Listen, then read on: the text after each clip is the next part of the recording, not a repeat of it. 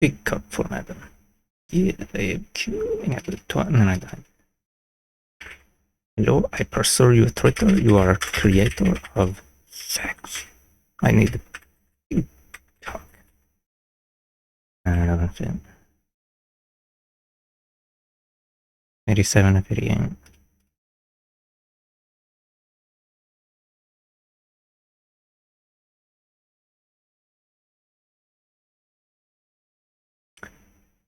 Oh, right.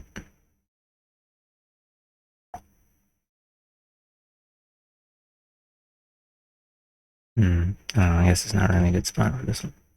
It's fine.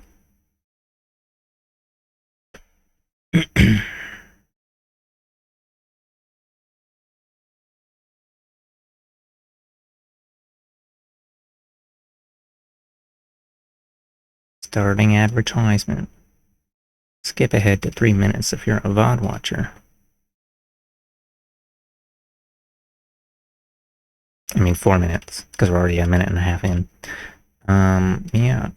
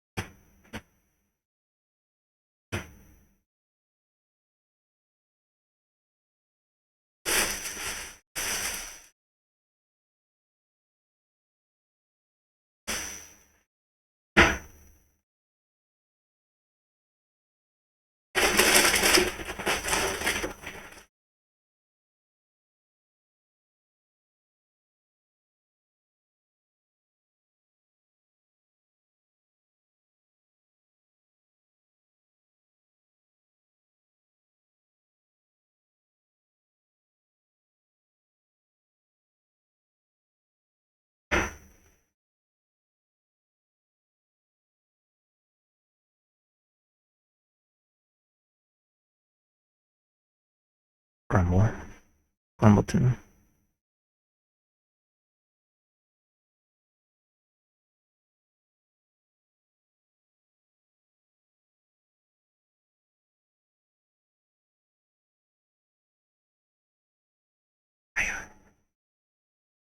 Oh.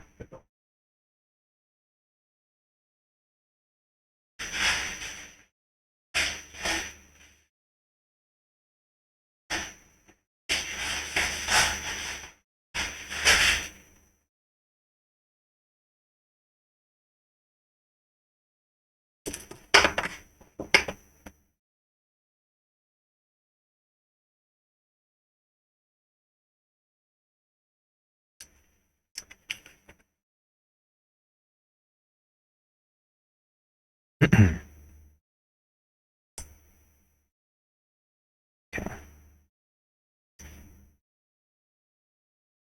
All of them. The leg is in a way a little bit. You know what? Maybe I should just put it in the. Put it over here. Tiki.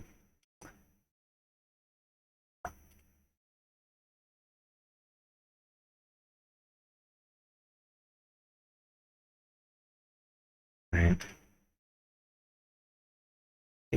8 seconds. So ads. Okay, I guess we can start now. Middle East, 1957 to 1958. The Eisenhower Doctrine claims another backyard for America. On 9th March 1957, the United States Congress approved a presidential resolution which came to be known as the Eisenhower Doctrine. This was a piece of paper like the Truman Doctrine and the Monroe Doctrine before it, whereby the U.S. government... Oh, I could zoom in even further. Let's zoom fine. Whereby the U.S. government conferred upon the U.S. government the remarkable and enviable right to intervene militarily in other countries. With a stroke of a pen, the Middle East was added to Europe and the Western Hemisphere as America's field of play. The resolution stated that the United States regards as vital to the national interest and world peace the preservation of the independence and integrity of the nations of the Middle East. Yet, during this very period, as we have seen, the CIA initiated its operation to overthrow the government of Syria. The business part of the resolution was contained in the succinct declaration that the United States is prepared to use armed forces to assist any Middle East country requesting assistance against armed aggression from any country controlled by international communism. Nothing was set forth about non-communist or anti-communist aggression which might endanger world peace. Wilbur Crane Evelyn, the Middle East specialist working for the CIA at the time, had been present at a meeting in the State Department 2 months earlier. Called to discuss the resolution. Evelyn read the draft, which stated that many, if not all, of the Middle East states are aware of the danger that stems from international communism. Later he wrote, I was shocked. Who, I wondered, had reached this determination of what the Arabs considered a danger? Israel's army had just invaded Egypt and still occupied all of the Sinai Peninsula and the Gaza Strip, and had it not been for Russia's threat to intervene on behalf of the Egyptians, the British, French, and Israeli forces might now be sitting in Cairo, celebrating Nasser's ignominious fall from power. There's a ringing sound when speaking. Well, I can't really do anything about that.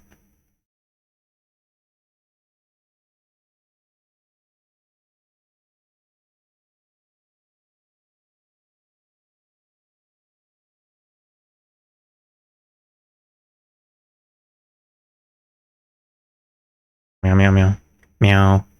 That's just, I don't know.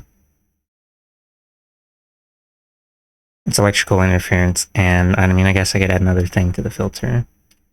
I could filter out yet another narrow band of frequency. I'll just have to keep doing that until I get every single frequency removed from my voice, I guess. Let me pull this up. Me.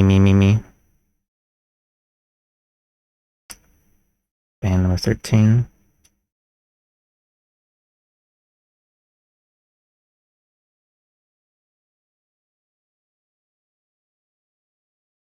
Me,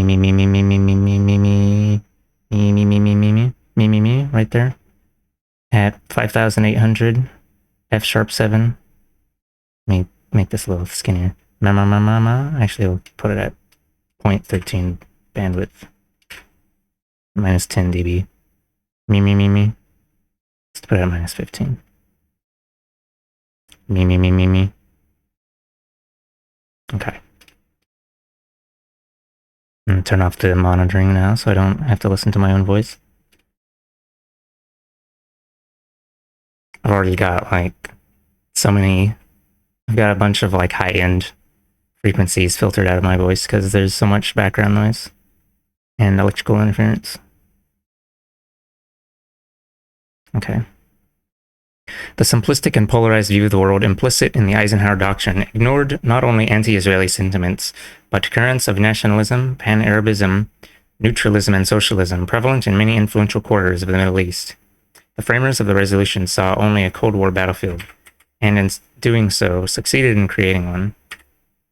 In April, King Hussein of Jordan dismissed as prime minister Suleiman Nabosi amidst rumors, apparently well-founded, of a coup against the king, encouraged by Egypt and Syria, and Palestinians living in Jordan.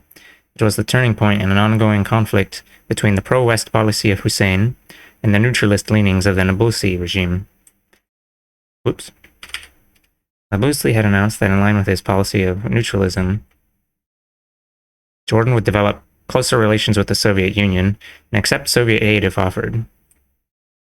At the same time, he rejected American aid because he said the United States had informed him that economic aid would be withheld unless Jordan severs its ties with Egypt and consents to settlement of Palestinian refugees in Jordan, a charge denied by the State Department. Nabosi added the commentary that communism is not dangerous to the Arabs.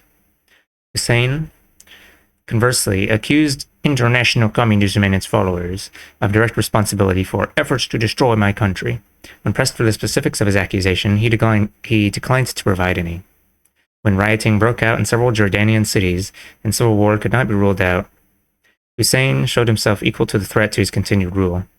He declared martial law, purged the government and military of pro-Nasser and leftist tendencies, and abolished all political opposition. Jordan soon returned to a state of relative calm. A negative peace even.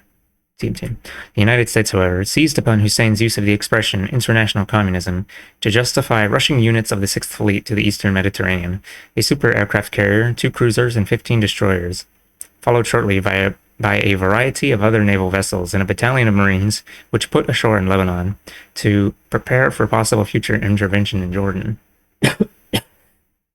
Well, I got really excited about that. Huh? Despite the fact that nothing resembling armed aggression from any country controlled by international communism had taken place, the State Department openly invited the king to invoke the Eisenhower Doctrine. But Hussein, who had not even requested the show of force, refused, knowing that such a move would only add fuel to the fires already raging in Jordan political life. He survived without it. Sometime during this year, the CIA began making secret annual payments to King Hussein, initially in the millions of dollars per year. The practice was to last for 20 years, with the agency providing Hussein female companions as well.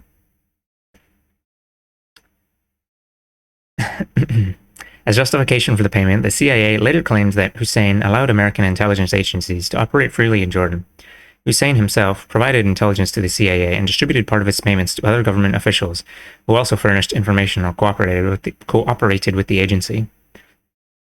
A few months later, it was Syria which occupied the front stage in Washington's melodrama of international communism. The Syrians had established relations with the Soviet Union via trade, economic aid, and military purchases and training. The United States chose to see something ominous in this, although it was a state of affairs engendered in no small measure by John Foster Dulles, as we saw in the previous chapter.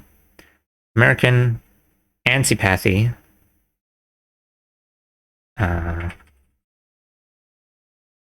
deep-seated feeling of aversion.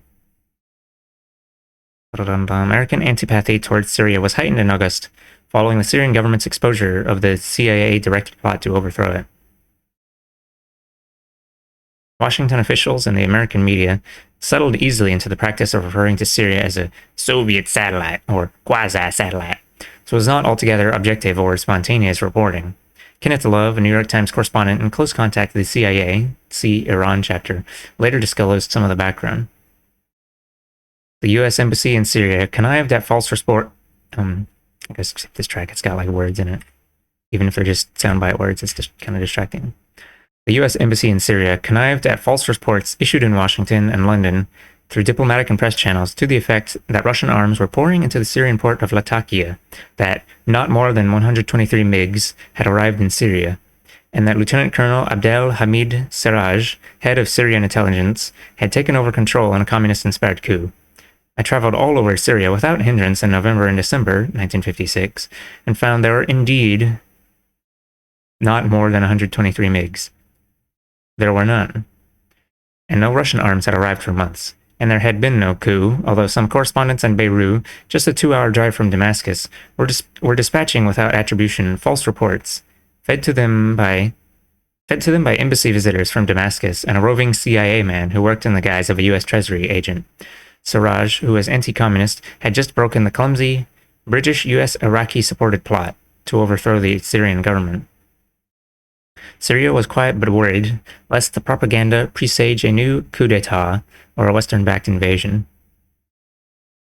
As if to further convince any remaining skeptics, Eisenhower dispatched a personal emissary, Loy Henderson, on a tour of the Middle East. Henderson, not surprisingly, returned with the conclusion that there was a fear in all Middle East countries that the Soviets might be able to topple the regimes in each of their countries through exploiting the crisis in Syria. He gave no indication as to whether the Syrians themselves thought they were going through a crisis. As an indication of how artificial were the crises announced by the White House, how arbitrary were the doomsday pronouncements about the Soviet Union, let us consider the following from a Department of Defense internal memorandum of June 1957, about 2 months before Henderson went to the Middle East. The USSR has shown no intention of direct intervention in any of the previous Mid-Eastern crises, and we believe it is unlikely that they would intervene directly to assure the success of a leftist coup in Syria. In early September, a day after Henderson returned, the United States announced that the Sixth Fleet was once again being sent to the Mediterranean and that arms and other military equipment were being rushed to Jordan, Lebanon, Iraq, and Turkey. A few days later, Saudi Arabia was added to the list.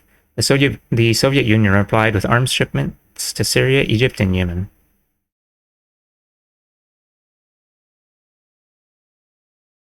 The Syrian government accused the U.S. of sending warships close to her coast in an open challenge and said that unidentified planes had been flying constantly over the Latakia area day and night for 4 days, Latakia being the seaport where Soviet ships arrived.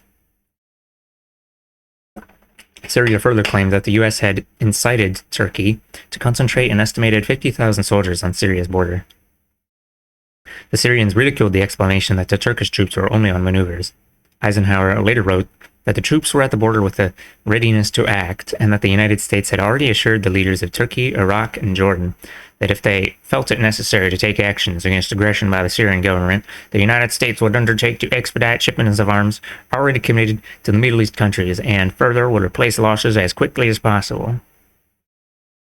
The president had no quarrel with the idea that such action might be taken to repel, in his words, the anticipated aggression of Syria, for it would thus be basically defensive in nature, emphasis added. Good old self-defense, first strike nonsense, explodes you. The American role here may have been more active than Eisenhower suggests. One of his advisors, Emmett John Hughes, has written of how Undersecretary of State Christian Herter, later to replace an ailing John Foster Dulles as secretary, reviewed in rueful detail some recent clumsy clandestine American attempts to spur Turkish forces to do some vague kind of battle with Syria. Dulles gave the impression in public remarks that the United States was anxious to somehow invoke the Eisenhower Doctrine, presumably as a justification for taking further action against Syria, but he could not offer any explanation of how this was possible. Certainly Syria was not going to make the necessary request. The only solution lay in Syria attacking another Arab country, which would then request American assistance. This appears to be one rationale behind the flurry of military and diplomatic activity directed at Syria by the U.S. A study carried out for the Pentagon some years later concluded that, in the 1957 Syrian crisis, Washington seemed to seek the initial use of force by target. Emphasis added, target refers to Syria. Excuse me. Throughout this period, Washington officials alternated between striving to enlist testimonials from other Arab nations that Syria was indeed a variety of Soviet satellite and a threat to the region, and assuring the world that the United States had received a profusion of just such testimony. But Jordan, Iraq, and Saudi Arabia all denied that they felt threatened by Syria.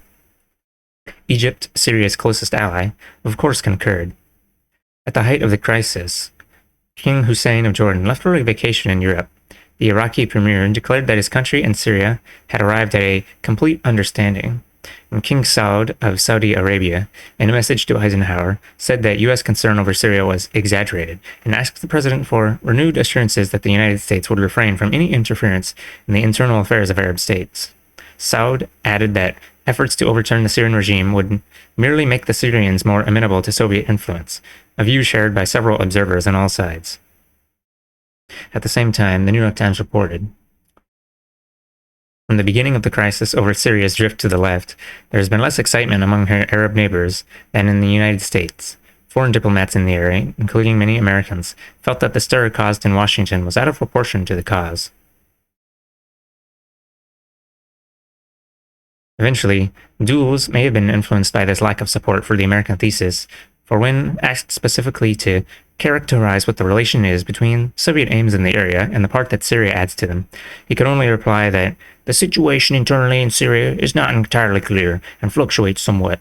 Syria, he implied, was not yet in the grip of international communism. The next day, Syria, which had no desire to isolate itself from the West, similarly moderated its tone by declaring that the American warships had been 15 miles offshore and had continued quietly on their way.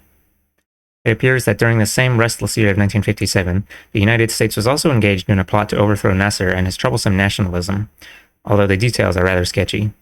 In January, when King Saud and Iraqi Crown Prince Abdul Ilah were in New York at the United Nations, they were approached by CIA Director Allen Dulles and one of his top aides, Kermit Roosevelt, with offers of CIA covert planning and funding to topple the Egyptian leader, whose radical rhetoric, inchoate though it was seen by the royal visitors as a threat to the very idea of monarchy. Inchoate. Just begun and not so fully formed or developed, rudimentary. Nasser and other army officers had overthrown King Farouk of Egypt in 1952. Ironically, Kermit Roosevelt and the CIA have traditionally been given credit for somehow engineering this coup. However, it is by no means certain that they actually carried this out. Abdul Ilah, wrote Eveland, insisted on British participation in anything covert, but the Saudis had several relations with Britain and refused. As a result, the CIA dealt separately with each, agreeing to fund King Saud's part in a new area scheme to oppose Nasser and eliminate his influence in Syria, and to the same objective, coordinating in Beirut a covert working group composed of representatives of the British, Iraqi, Jordanian, and Lebanese intelligence services. The conspiracy is next picked up in mid-spring at the home of Ghassan Zogby in Beirut. Zogby, of Lebanese ancestry, was the chief of the CIA Beirut station. He and Kermit Roosevelt, who was staying with him, hosted several conferences of the clandestine planners. So obvious, Eveland continued, were their covert gyrations, with British, Iraqi, Jordanian, and Lebanese liaison personnel coming and going nightly, that the Egyptian ambassador in Lebanon was reportedly taking bets on when and where the next US coup would take place. At one of these meetings, the man from the British Secret Intelligence Service, SIS, informed the gathering that teams had been fielded to assassinate Nasser. Shortly afterwards, Eveland learned from a CIA official that John Foster Dulles, as well as his brother Alan, had directed Roosevelt to work with the British to bring down Nasser. Roosevelt now spoke in terms of a palace revolution in Egypt. From this point on, we were fishing in murky waters, for the events which followed produced more questions than answers. With the 6 countries named above, plus Turkey and Israel apparently getting in on the act, and less than complete trust and love existing among the various governments, a host of plots, subplots, and side plots inevitably sprang to life. At times it bordered on low comedy, though some would call it no more than normal Middle East diplomacy.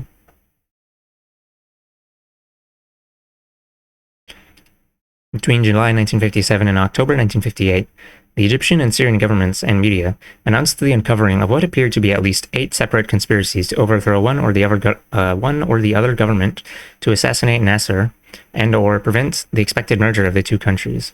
Saudi Arabia, Iraq, and the United States were most often named as conspirators, but from the entanglement of intrigue which surfaced, it is virtually impossible to unravel the particular threads of the U.S. role.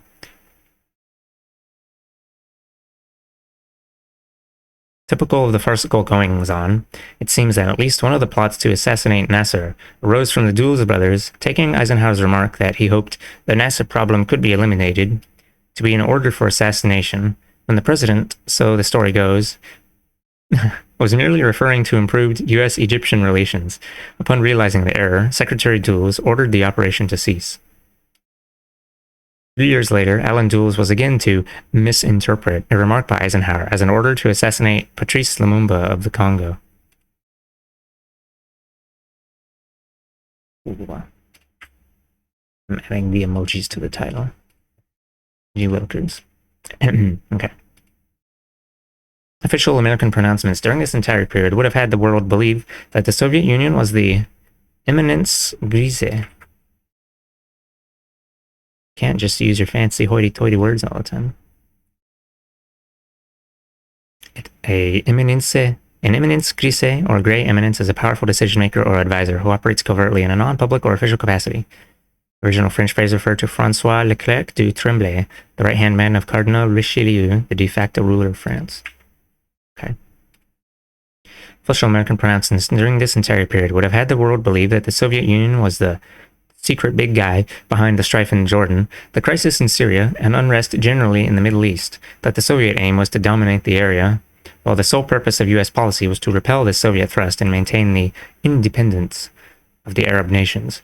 Yet, on 3 separate occasions during 1957, in February, April, and September, the Soviet Union called for a 4-power US, USSR, Great Britain, and France declaration renouncing the use of force and interference in the internal affairs of the Middle Eastern countries.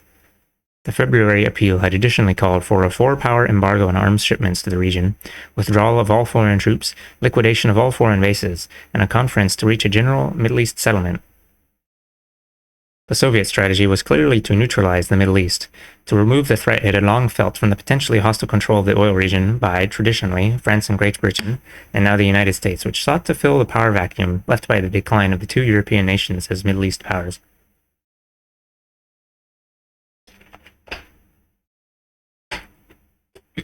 History does not relate what a Middle East free from big power manipulation would have been like, for neither France, Great Britain, nor the United States was amenable to even calling the Soviet bluff, if that was what it was.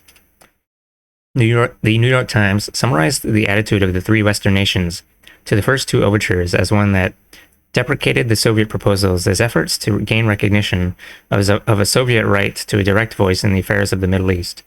They have told the Russians to take up their complaints to the United Nations. Yes, a organization well known to be totally neutral in Shazad. Okay. Following the September proposal, John Foster Dulles, replying to a question at a press conference, said that the United States is skeptical of these arrangements with the Soviet Union for hands-off. What they are apt to mean is our hands-off and their hands under the table. This appears to be the only public comments the U.S. government saw fit to make on the matter. It may be instructive to speculate upon the reaction of the Western nations if the Soviet Union had announced a Khrushchev doctrine, ceding to itself the same scope of action in the Middle East as that stipulated in the Eisenhower Doctrine. In January 1958, Syria and Egypt announced their plans to unite, forming the new nation of the United Arab Republic, UAR. Well, I guess they didn't last. The initiative for the merger had come from Syria, who was motivated in no small part by her fear of further American power plays against her. Ironically, under the merger arrangement, the Communist Party, already outlawed in Egypt, was dissolved in Syria, an objective which a year and a half of CIA covert activity had failed to achieve. 2 weeks after the birth of the UAR, and in direct response to it, Iraq and Jordan formed the Arab Union, with the United States acting as midwife. This union was short-lived, for in July, a bloody coup in Iraq overthrew the monarchy, the new regime establishing a republic and promptly renouncing the pact. The trumpets of Armageddon could once more be heard distinctly in the Oval Office. Excuse me. The somber turn of events, wrote Eisenhower in his memoirs, could, without vigorous response on our part, result in a complete elimination of Western influence in the Middle East. Oh, damn, that would be so sad if there was no Western influence in the Middle East. I would literally shit my pants.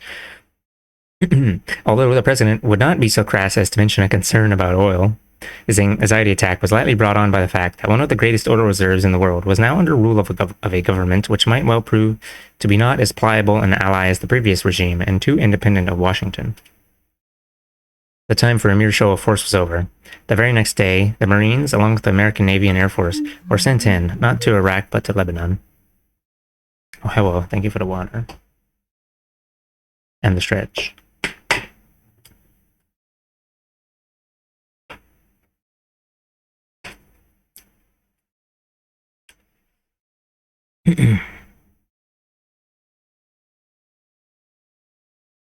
Not to Iraq, but to Lebanon. Of all the Arab states, Lebanon was easily the United States' closest ally. She alone had supported the Eisenhower Doctrine with any enthusiasm, or unequivocally echoed Washington's panic about Syria. To be more precise, it was the president of Lebanon, Camille Chamoun, and the foreign minister, Charles Malik, a Harvard PhD in philosophy, who had put all their Cold War eggs into the American basket. Chamoun had ample reason to be beholden to the United States. The CIA apparently played a role in his 1952 election, and in 1957, the agency furnished generous sums of money to Chamoun to use in support of candidates in the Chamber of Deputies, Parliament, June elections who would back him, and presumably U.S. policies. Funds were also provided to specifically oppose, as punishment, those candidates who had resigned in protest over Chamoun's adherence to the Eisenhower Doctrine. Oh, whoops, hold on. I'm totally stretching. You can tell because you can hear the pops. Okay.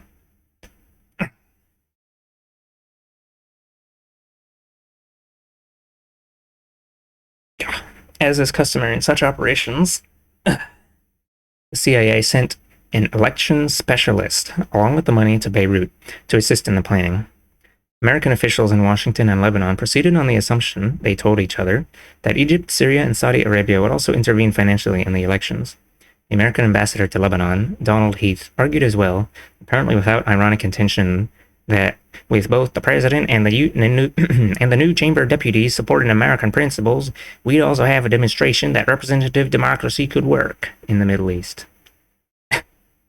To what extent the American funding helped, or even how the money was spent, is not known, but the result was a landslide for pro-government deputies, so much so that it caused considerable protest within Lebanon, including the charge that Shimon had stacked the parliament in order to amend the constitution to permit him to seek an otherwise prohibited second 6-year term of office the following year. Good old democracy. Pumping money into the guys you want. That's democracy. Okay. By late April 1958, tensions in Lebanon had reached bursting point. The inordinate pro-American orientation of Shamon's government and his refusal to dispel rumors that he would seek a second term incensed both Lebanese nationalists and advocates of the Arab nationalism, which Nasser was promoting throughout the Middle East. Demands were made that the government return to the strict neutrality provided for in the National Pact of 1943 at the time of Lebanon's declaration of independence from France. A rash of militant demonstrations, bombings, and clashes with police took place, and when in early May, the editor of an anti-government newspaper was murdered, armed rebellion broke out in several parts of the country, and U.S. information agency libraries in Tripoli and Beirut were sacked. Lebanon contained all the makings of a civil war. Behind everything, wrote Eisenhower, was our deep-seated conviction that the communists were principally responsible for the trouble, and that President Chamoun was motivated only by a strong feeling of patriotism. The president did not clarify who or what he meant by communists. Maybe a scary ghost. However, in the next paragraph he refers without explanation to the Soviet Union as stirring up trouble in the Middle East. And on the following page, the old soldier writes that there was no doubt in our minds about Chamoun's charge that Egypt and Syria had been instigating the revolt and arming the rebels. In the midst of the fighting, John Foster Dulles announced that he perceived international communism as the source of the conflict, and for the third time in a year, the Sixth Fleet was dispatched to the eastern Mediterranean. Police supplies to help quell rioters, as well as tanks and other heavy equipment, were airlifted to Lebanon. At a subsequent news conference, Dulles declared that even if international communism were not involved, the Eisenhower Doctrine was still applicable because one of its provisions stated that the independence of these countries is vital to peace and the national interest of the United States. That is certainly a mandate, he said, to do something if we think that our peace and vital interests are endangered from any quarter. Thus did one of the authors of the doctrine bestow upon himself a mandate. Egypt and Syria, from all accounts, supported the rebels' cause with arms, men, and money, in addition to inflammatory radio broadcasts from Cairo. Although the extent of the material support is difficult to establish, a UN observation group went to Lebanon in June at the request of Foreign Minister Malik and reported that they found no evidence of UAR intervention of any significance. Yeah, the Egypt and Syria thing. A second UN report in July confirmed this finding. It is open to question, however, what degree of reliance can be placed upon these reports, dealing as they do with so thorny an evaluation, and issued by a body in the business of promoting compromise. In any event, the issue was whether the conflict in Lebanon represented a legitimate homegrown civil war, or whether it was the doing of the proverbial outside agitators. On this point, historian Richard Barner has observed, no doubt the observation group did minimize the extent of UAR participation, but essentially they were correct. Nasser was trying to exploit the political turmoil in Lebanon, but he did not create it. Lebanon, which had always abounded in clandestine arsenals and arms markets, did not need foreign weapons for its domestic violence. Egyptian intervention was neither the stimulus nor the mainstay of the civil strife. Once again, a government that had lost the power to rule effectively was blaming its failure on foreign agents. President Eisenhower, continuing his flip-flop thinking on the issue, wrote that it now seemed that Nasser would be just as happy to see a temporary end to the struggle and contacted our government and offered to attempt to use his influence to end the trouble. Oh, hello, Kaz. Welcome to here. Hope you're having a good day today. Remember, we're on page 95 out of 472. I'm going to try and read more today because I want to crunch this book. Because I would actually like to... There's some other ones I want to read besides this one, but I don't want to I don't want to jump between books. So yeah. Okay. Camille Chamoun had sacrificed Lebanon's independence and neutrality on the altar of personal ambition and the extensive American aid that derived from subscribing to the Eisenhower Doctrine.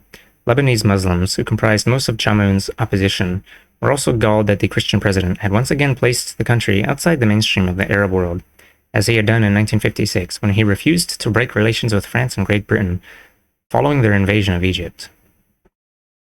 Chamoun himself had admitted the significance of his pro-American alignment in a revealing comment to Wilbur Crane Eveland. Eveland writes that in late April, I'd suggested that he might ease tensions by making a statement renouncing a move for re-election. Chamoun had snorted and suggested that I look at the calendar. March 23rd was a month behind us, and no amendment to permit another term could legally be passed after that date. Obviously, as he pointed out, the issue of the presidency was not the real issue. Renunciation of the Eisenhower doctrine was what his opponents wanted. Instead of renouncing the doctrine, Chamoun invoked it. Although scattered fighting, at times heavy, was continuing in Lebanon, it was the coup in Iraq on 14th July that tipped the scales in favor of Chamoun making the formal request for military assistance, and the United States immediately granting it. A CIA report of a plot against King Hussein of Jordan at about the same time heightened even further Washington's seemingly unceasing sense of urgency about the Middle East. Chamoun had, by this time, already announced his intention to step down from office when his term expired in September. He was now concerned about American forces helping him to stay alive until that date, as well as their taking action against the rebels. For the previous 2 months, fear of assassination had kept him constantly inside the presidential palace, never so much as approaching a window. The murder of the Iraqi king and prime minister during the coup was not designed to make him feel more secure. The Eisenhower Doctrine was put into motion not only in the face of widespread opposition to it within Lebanon, but in disregard of the fact that, even by the doctrine's own dubious provisions, the situation in Lebanon did not qualify. It could hardly be claimed that Lebanon had suffered armed aggression from any country controlled by international communism. If further evidence of this were needed, it was provided by veteran diplomat Robert Murphy, who was sent to Lebanon by Eisenhower a few days after the U.S. troops had landed. Murphy concluded, he later wrote, that communism was playing no direct or substantial part in the insurrection. Yet, Eisenhower could write that the American government was moving in accord with the provisions of the Middle East Resolution, Eisenhower Doctrine, but if the conflict expanded into something that the resolution did not cover, I would, given time, go to the Congress for additional authorization. Apparently, the president did not place too much weight on John Foster Dull's having already determined that the resolution's mandate was open-ended. Thus it was that American military forces were dispatched to Lebanon. Some 70 naval vessels and hundreds of aircraft took part in the operation, many remaining as part of the visible American presence. By 25th July, the U.S. forces on shore totaled at least 10,600.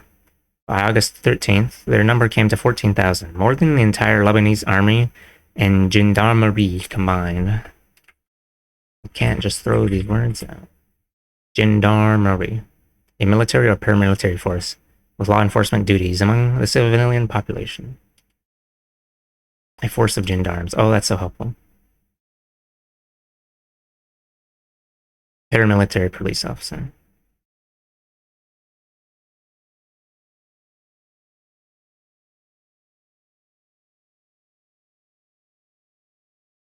And some, let's see, a branch of the armed forces responsible for internal security in parts of so like SWAT teams or something, I don't know. Or regional equivalent. In my radio TV address, wrote Eisenhower, I had been careful to use the term stationed in Lebanon rather than invading. This was likely a distinction lost upon many Lebanese, both high and low, supporters of the rebels and supporters of the government, including government tank forces who were prepared to block the entrance into Beirut of U.S. troops. Only the last-minute intercession on the spot by the American ambassador may have averted an armed clash. At a meeting between Robert Murphy and Lebanese Commander-in-Chief General Fouad Shehab, related by Eveland, who was briefed by Murphy afterwards, the American diplomat was warned that the Lebanese people were restless, resentful, and determined that Chamoun should resign and U.S. troops leave at once. Otherwise, the general could not be held responsible, or could not be responsible for the consequences. For 15 years, his officers had acted behind his back. Now, he feared, they might revolt and attack the American forces. Murphy had listened patiently, Eveland relates, and then escorted the general to a window overlooking the sea. Pointing to the supercarrier Saratoga, swinging at anchor on the horizon, the president's envoy had quietly explained that just one of its aircraft, armed with nuclear weapons, could obliterate Beirut and its environs from the face of the earth. To this, Murphy quickly added that he'd been sent to be sure that it wouldn't be necessary for American troops to fire a shot.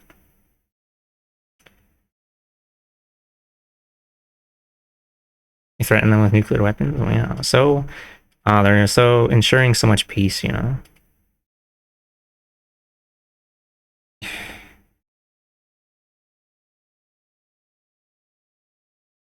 To this, Murphy quickly added that he'd been sent to be sure that it wouldn't be necessary for American troops to fire a shot.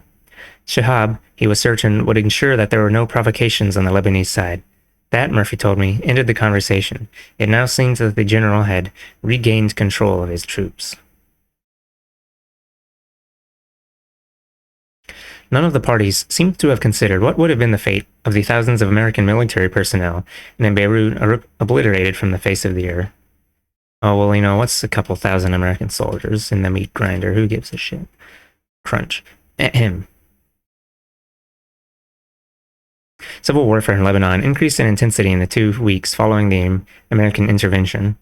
During this period, CIA transmitters in the Middle East were occupied in sending out propaganda broadcasts of disguised origin, a tactic frequently employed by the agency.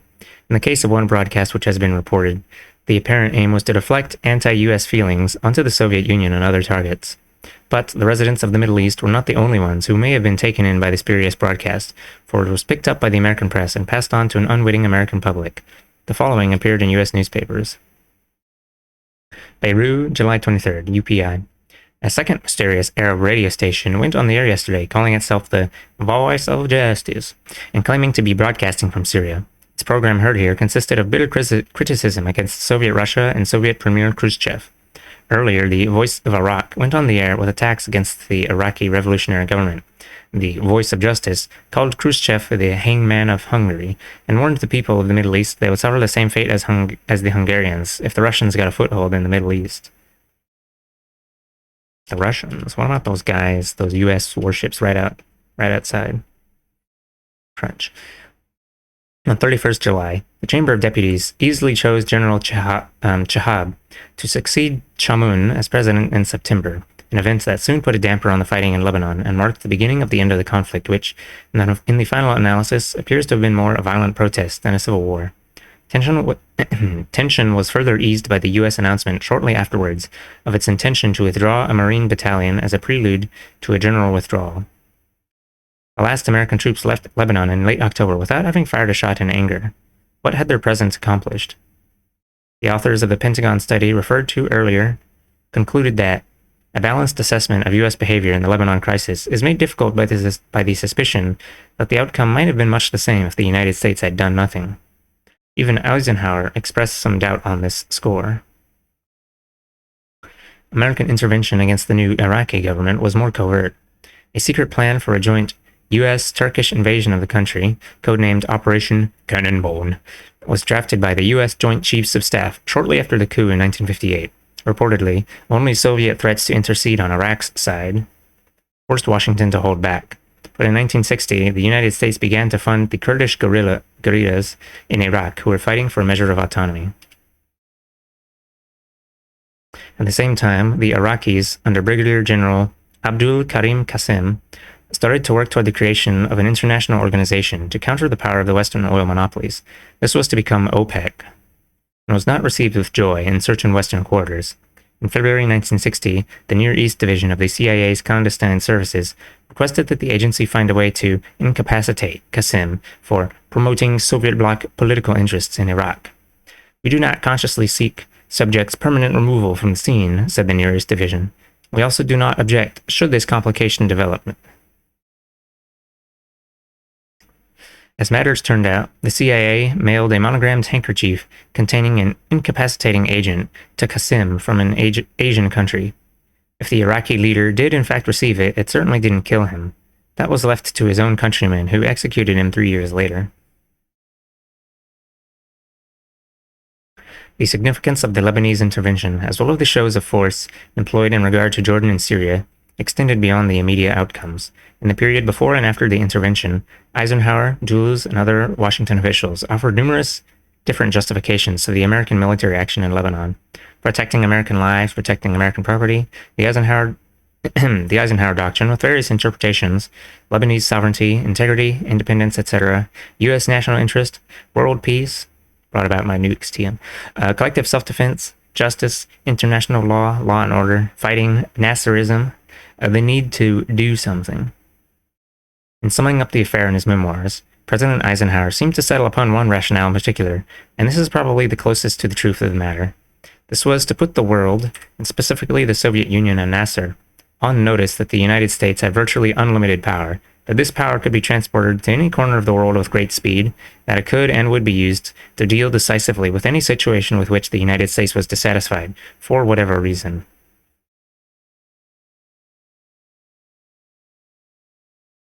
At the same time, it was a message to the British and the French that there was only one Western superpower in the post-war world, and that their days as great powers in the lands of oil were over. Oh, I forgot to change the stream to 30 FPS. Doesn't need to be 60 frames for reading. It's fine.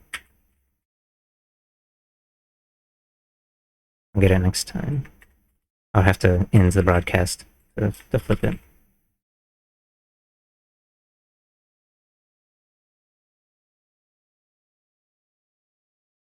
It'd be nice if I could. I could probably set like a profile for gaming stream, reading stream, and drawing stream, or rather just gaming and non-gaming. But I probably wouldn't remember to do that. Okay, Indonesia, 1957 and 1958. War and pornography. Yeehaw voice time. I think it's time we held Sukarno's feet to the fire, said Frank Wisner, the CIA's Deputy Director of Plans, Covert Operations, one day in autumn 1956. Wisner was speaking of the man who had led Indonesia since its struggle for independence from the Dutch following the war. A few months earlier, in May, Sukarno had made an impassioned speech before the U.S. Congress, asking for more understanding of the problems and needs of developing nations like his own.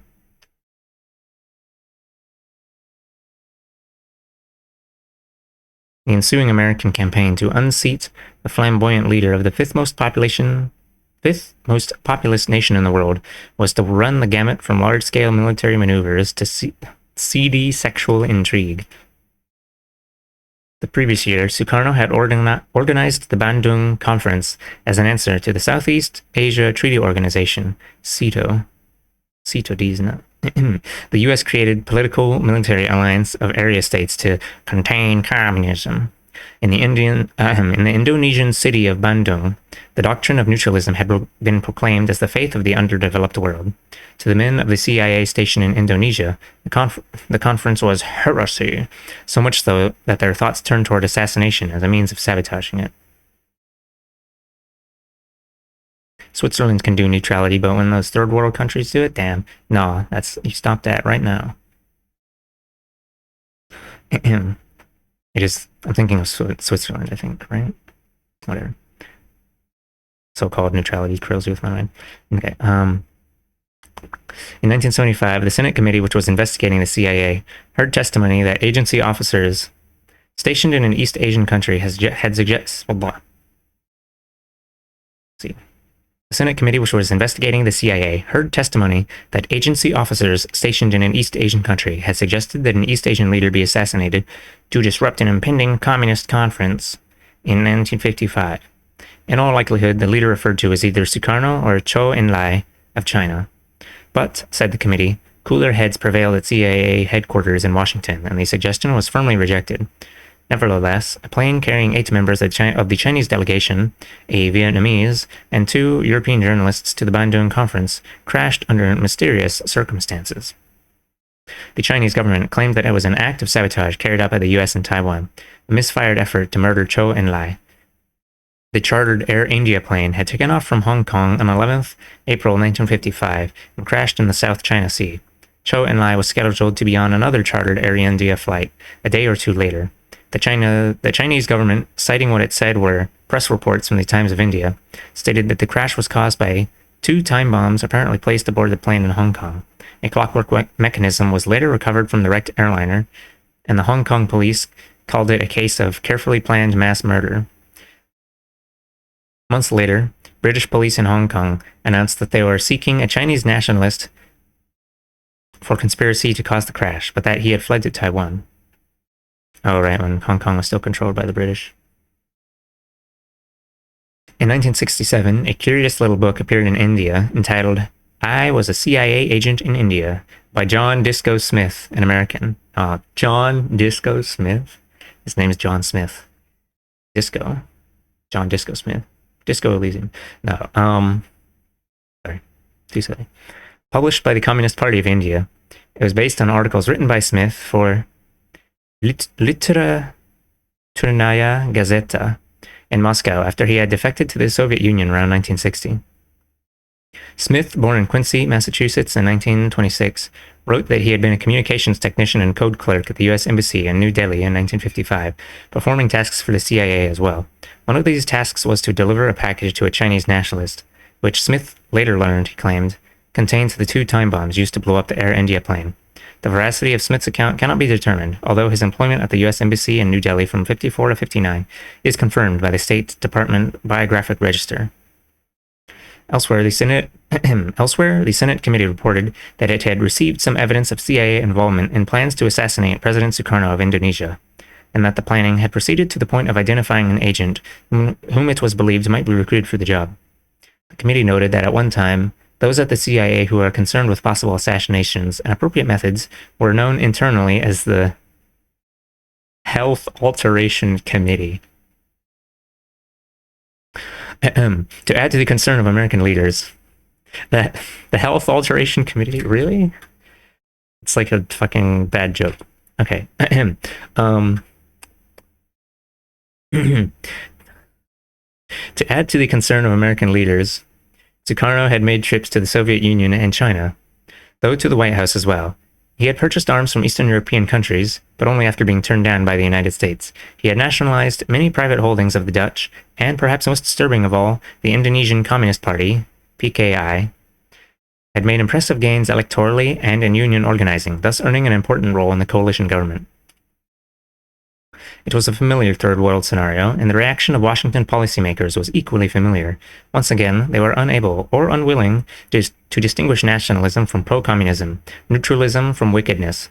By any definition of the word, Sukarno was no communist. He was an Indonesian nationalist and a Sukarnoist who had crushed the PKI forces in 1948 after the independence struggle had been won.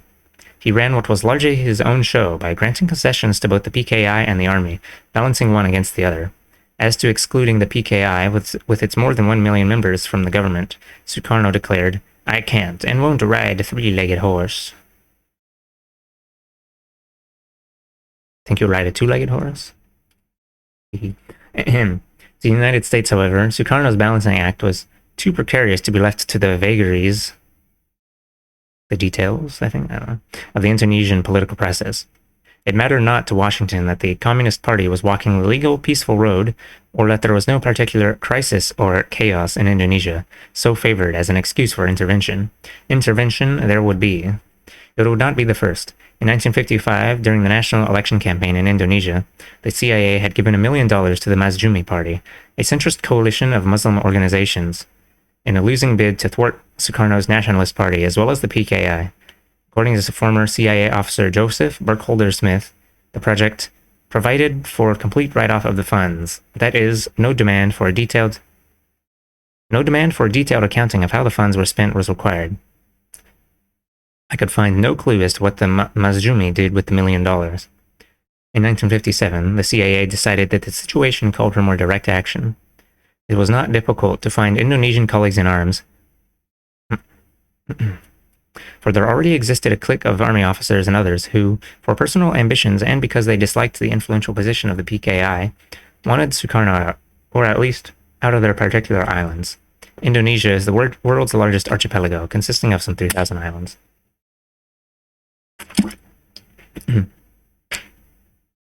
The military operation the CIA was opting for was of a scale that necessitated significant assistance from the Pentagon, which could be secured for a political action mission only if approved by the National Security Council's Special Group, a small group of top NSC officials who acted in the president's name to protect him and the country by evaluating proposed covert actions and making certain that the CIA did not go off the deep end. known at other times as the 5412 Committee, the 303 Committee, the 40 Committee, or the Operations Advisory Group. The manner in which the agency went about obtaining this approval is a textbook example of how the CIA sometimes determines American foreign policy. Joseph Burkholder Smith, who was in charge of the agency's Indonesian desk in Washington from mid-1956 to early 1958, has described the process in his memoirs. Instead of first proposing the plan to Washington for approval, where premature mention might get it shot down, instead of asking for approval before doing the thing, do the thing and then ask for forgiveness, post-approval, and let's see, where premature mention might get it shot down, we began to feed the State and Defense Departments intelligence that no one could deny was a useful contribution to understanding Indonesia. When they had read enough alarming reports, we planned to spring the suggestion that we should support the Colonel's plans to reduce Sukarno's power. Excuse me. This was a method of operation which became the basis of many of the political action adventures of the 60s and 70s. In other words, the statement is false that the CIA undertook to intervene in the affairs of countries like Chile only after being ordered to do so by the special group. In many instances, we made the action programs up ourselves after we had collected enough intelligence to make them appear required by the circumstances. Our activity in Indonesia in 1957 to 58 was one such instance. When the Communist Party did well again in local elections held in July, the CIA viewed it as a great help to us in convincing Washington authorities how serious the Indonesian situation was. The only person who did not seem terribly alarmed at the PKI victories was Ambassador Allison. This was all we needed to convince John Foster Dulles finally that he had the wrong man in Indonesia. The wheels began to turn to remove this last stumbling block in the way of our operation. John Allison, wrote Smith, was not a great admirer of the CIA to begin with, and in early 1958, after less than a year in the post, he was replaced as ambassador by Howard Jones, whose selection pleased the CIA Indonesia staff. Sounds like a lot of these ambassadors are just CIA guys. Kef. On 30th November 1957, several hand grenades were tossed at Sukarno as he was leaving a school. He escaped injury, but 10 people were killed and 48 children injured. The CIA in Indonesia had no idea who was responsible, but it quickly put out the story that the PKI was behind it, at the suggestion of their Soviet contacts, in order to make it appear that Sukarno's opponents were wild and desperate men. As it turned out, the culprits were a Muslim group not associated with the PKI or with the agency's military plotters. The issue of Sukarno's supposed hand-in-glove relationship with communists was pushed at every opportunity. The CIA decided to make capital of reports that a good-looking blonde stewardess had been aboard Sukarno's aircraft everywhere he went during his trip in the Soviet Union, and that the same woman had come to Indonesia with Soviet President Klement Voroshilov and had been seen several times in the company of Sukarno. The idea was that Sukarno's well-known womanizing had trapped him in the spell of a Soviet female agent. He had succumbed to Soviet control, CIA reports implied, as a result of her influence or blackmail, or both. This formed the foundation of our flights of fancy, wrote Smith. We had, as a matter of fact, considerable success with this theme. It appeared in the press around the world, and when Round Table, the serious British quarterly of international affairs, came to analyze the Indonesian revolt in its March 1958 issue, it listed Sukarno as being blackmailed by a Soviet female spy as one of the reasons that caused the uprising. Seemingly, the success of this operation inspired CIA officers in Washington to carry the theme one step further. Okay. A substantial effort was made to come up with a pornographic film, or at least some still photographs that could pass for Sukarno and his Russian girlfriend engaged in his favorite activity. When scrutiny of available porno films supplied by the chief of police of Los Angeles failed to turn up a couple who could pass for Sukarno, dark and bald, and a beautiful blonde Russian woman, the CIA undertook to produce its own films, the very films with which the Soviets were blackmailing Sukarno. The agency developed a full face mask of the Indonesian leader, which was to be sent to Los Angeles, where the police were to pay some porno film actor to wear it during his big scene. This project resulted in at least some photographs, although they apparently were never used. The CIA made their own porno. That is whatever. So, I don't know. Well, it would be silly if it wasn't part of an effort to regime change TM.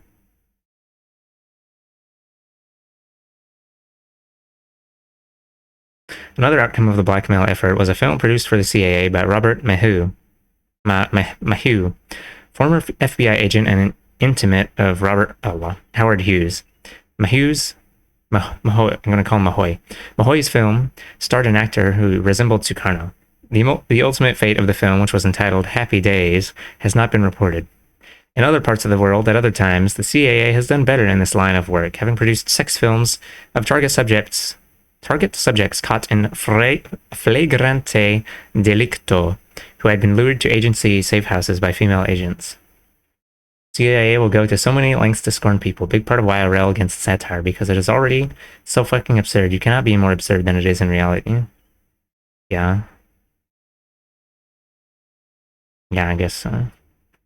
CIA's cooking up all kinds of whack shit.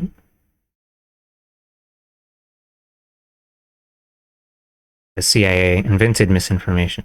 No, yeah. Let's see. Caught in flagrante delicto, who had been lured to agency safe houses by female agents. In 1960, Colonel Truman Smith, U.S. Army RET. I don't know what a RET is. Writing in Reader's Digest about the KGB, declared, "It is difficult for most of us to appreciate its menace, as its methods are so debased as to be all but beyond the comprehension." Debased? You guys are just making porno films. Are so debased as to be all but beyond the comprehension of any normal person with a sense of right and wrong. Also, that's not even mentioned when the CIA abducts its own citizens to do cool tests on them. Trying to figure out mind control or whatever. One of the KGB methods the good colonel found so debased. Oh, it's what I did. It's okay. One of the KGB methods the good colonel found so debased was the making of sex films to be used as blackmail. "People depraved enough to employ such methods," he wrote, find nothing distasteful and more violent methods. RET is short for retired. Oh, okay.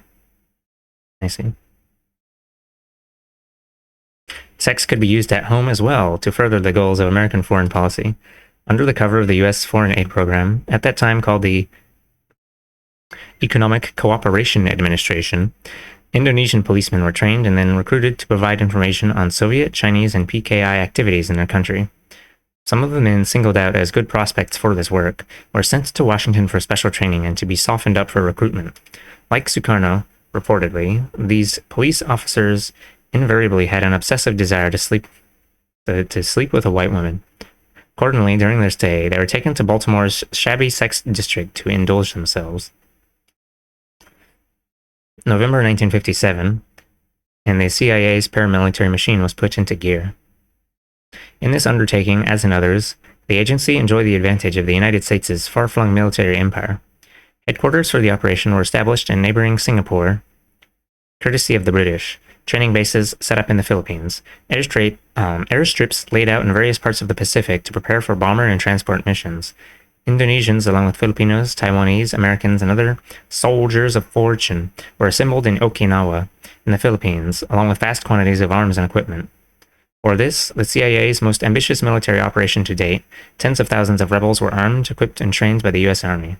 U.S. Navy submarines, patrolling off the coast of Sumatra, the main islands, put over the beach parties ashore along with supplies and communications equipment.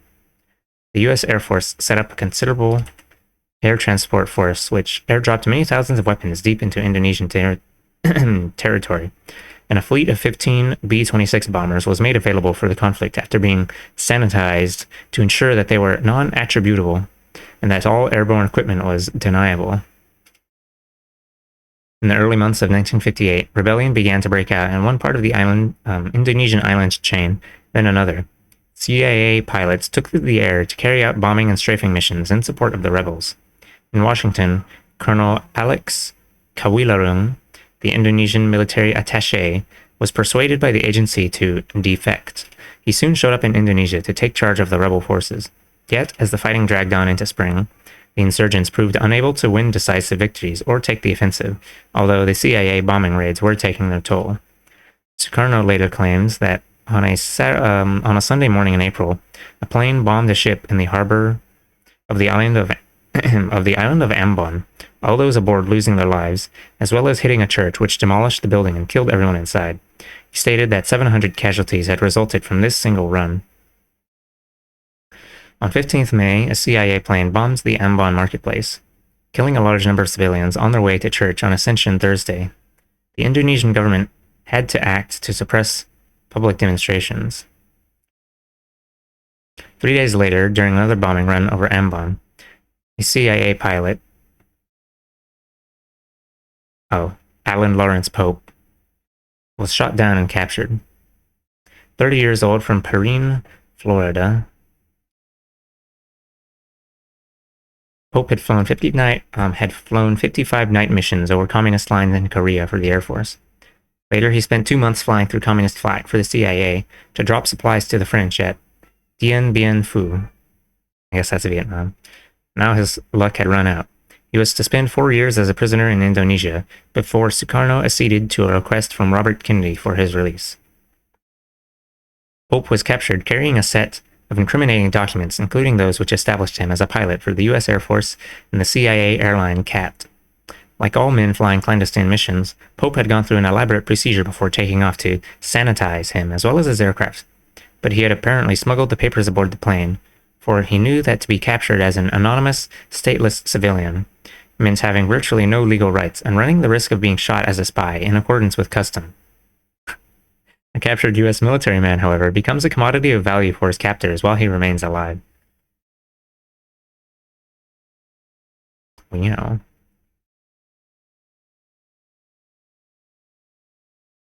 The Indonesian government derived immediate material concessions from the United States as a result of the incident.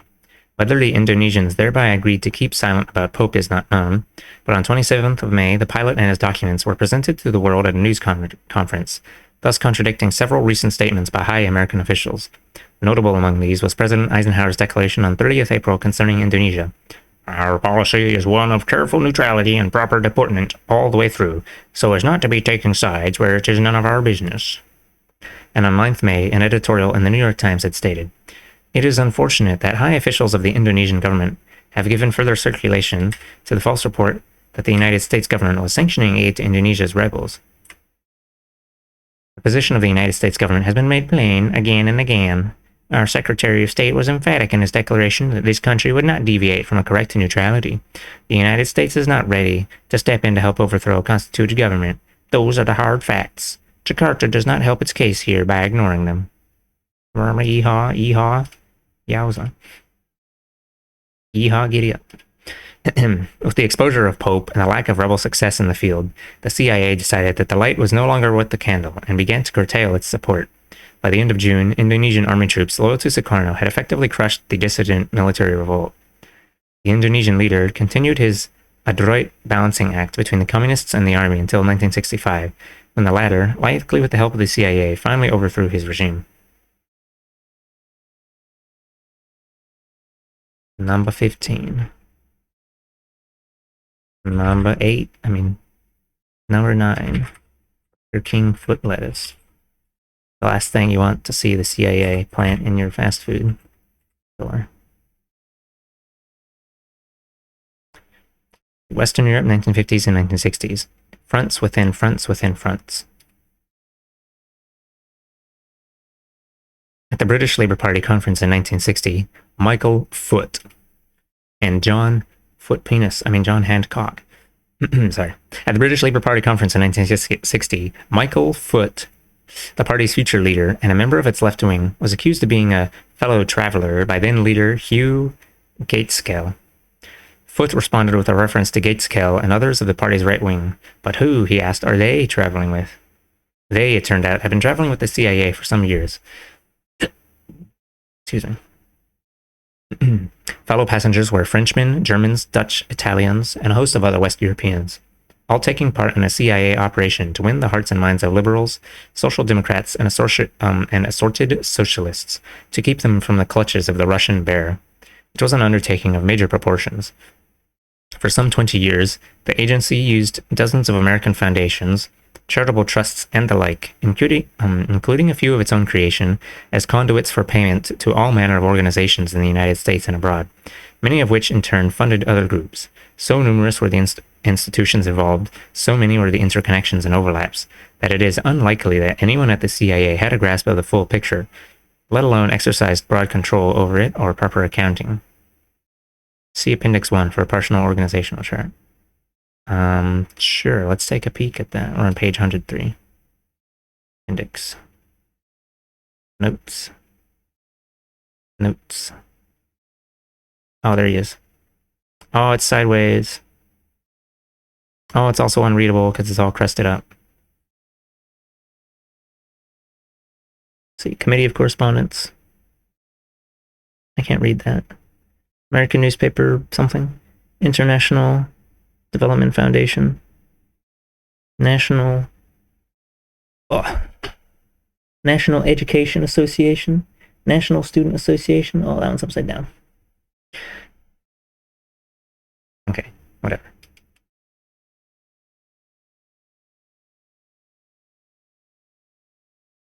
It says lawyers, students, educators, Latin American organizations, refugee/cultural, journalists, artists/writers, women. I guess like women's rights organization. Okay, well, the rest of that is this text is so small I can't read it. Or it's crunched. Let's see. The ultimate beneficiaries of this flow of cash were political parties, magazines, news agencies, journalists' unions, other unions and labor organizations, student and youth groups, lawyers' associations, and other enterprises already committed to the free world, which could be counted upon to spread the gospel further, provided with sufficient funding. The principal front organization set up by the CIA in this period was the grandly named Congress for Cultural Freedom, CCF. In June 1950, prominent literati and scientists of the United States and Europe assembled in the Titiana Palace Theater in the American zone of Berlin before a large audience to launch the organization whose purpose was to defend freedom and democracy against the new tyranny sweeping the world. The CCF was soon reaching out in all directions with seminars, conferences, and a wide program of political and cultural activities in Western Europe, as well as India, Australia, Japan, Africa, and elsewhere. Damn, they had the decency to name individual countries for these. India, Australia, Japan, and then they just said, yeah, and then also the whole continent of Africa. Anyway, it had, moreover, more than...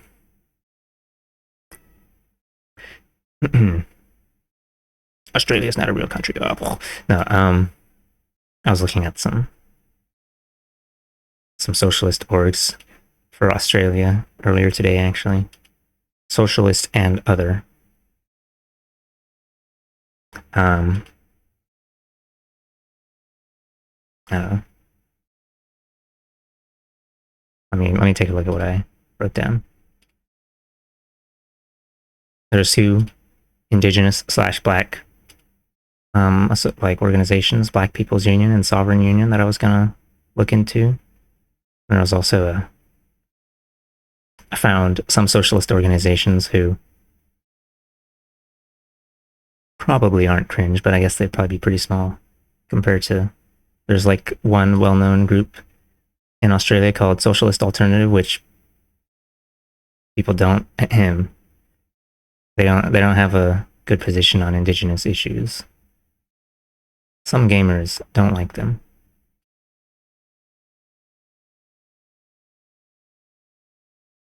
Anyway, what was I saying? India, Australia, Japan, Africa, and elsewhere. It had, moreover, more than 30 periodicals under its financial wing, including in Europe. Socialist Commentary, Censorship, Science and Freedom, Minerva, Soviet Survey, China Quarterly, and Encounter in Great Britain. Oh. Preuves, Censure contre les arts et la pensée, Mundo Nuevo and Cuadernos in France. The last two in Spanish, aimed at Latin America.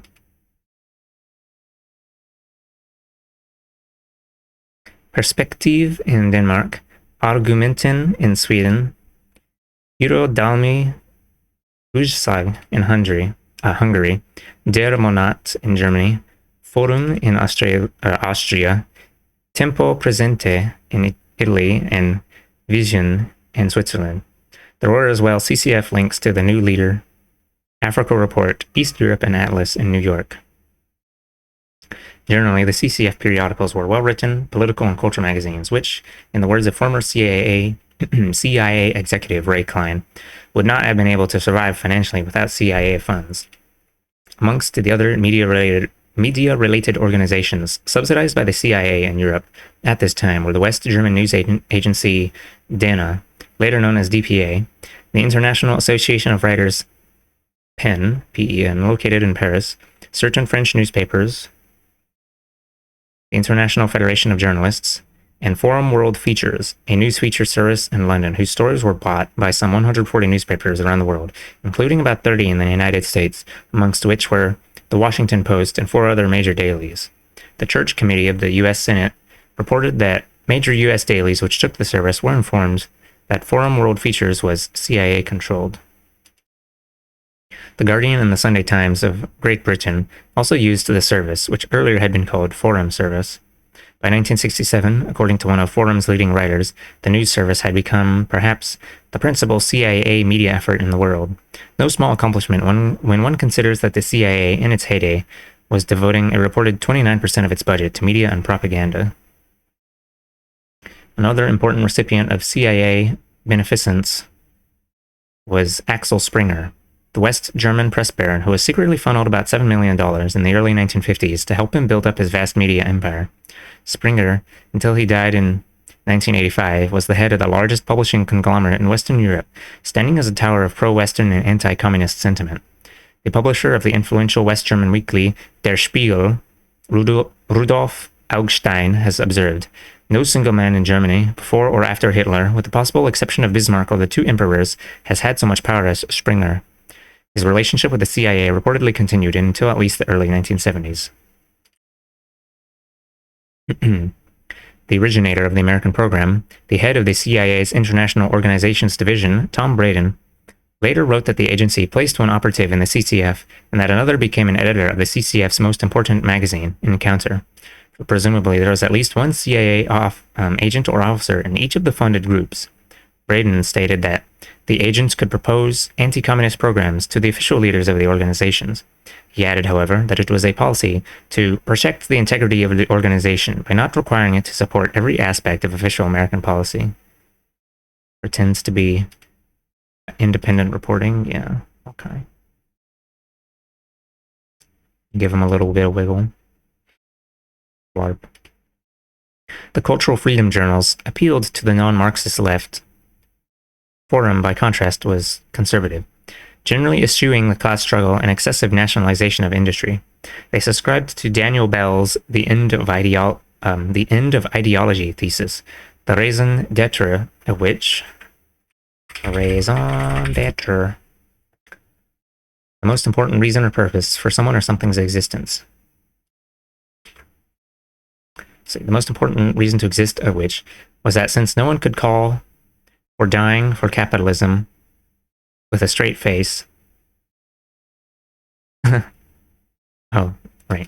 Since no one could call for dying for capitalism with a straight face, the idea of dying for socialism or any other ideology had to be discredited.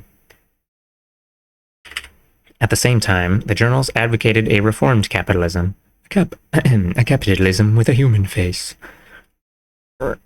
To the Cold Warriors in Washington who were paying the bills, however, the idea of reforming capitalism was of minimal interest. What was of consequence was the commitment of the magazines to a strong, well-armed, and united Western Europe, allied to the United States, which would stand as a bulwark against the Soviet bloc. Support for the common market and NATO, critical analysis of what was seen as the intellectual component of international communist subversion, skepticism of the disarmament, pacifism, and neutralism espoused by the likes of the prominent Campaign for Nuclear Disarmament in Great Britain, CND. Criticism of U.S. foreign policy took place within the framework of Cold War assumptions. For example, that a particular American intervention as not the most effective way of combating communism. Not that there was anything wrong with intervention per se, or that the United States were supporting the wrong side. Oh, I'm going to assume that that's supposed to be was. American intervention was not the most effective. Oh, okay. Yeah. Framework of Cold War assumptions. That one war was bad, but no. All the previous wars were bad, but the current one, that one's fine, actually. We have to protect freedom and democracy. We didn't know that he didn't have WMDs or whatever. We didn't. We were just swept up in the fervor, you know? Oh my god. Oh my god, it's Hatsune Miku from Fortnite. Okay, let's see.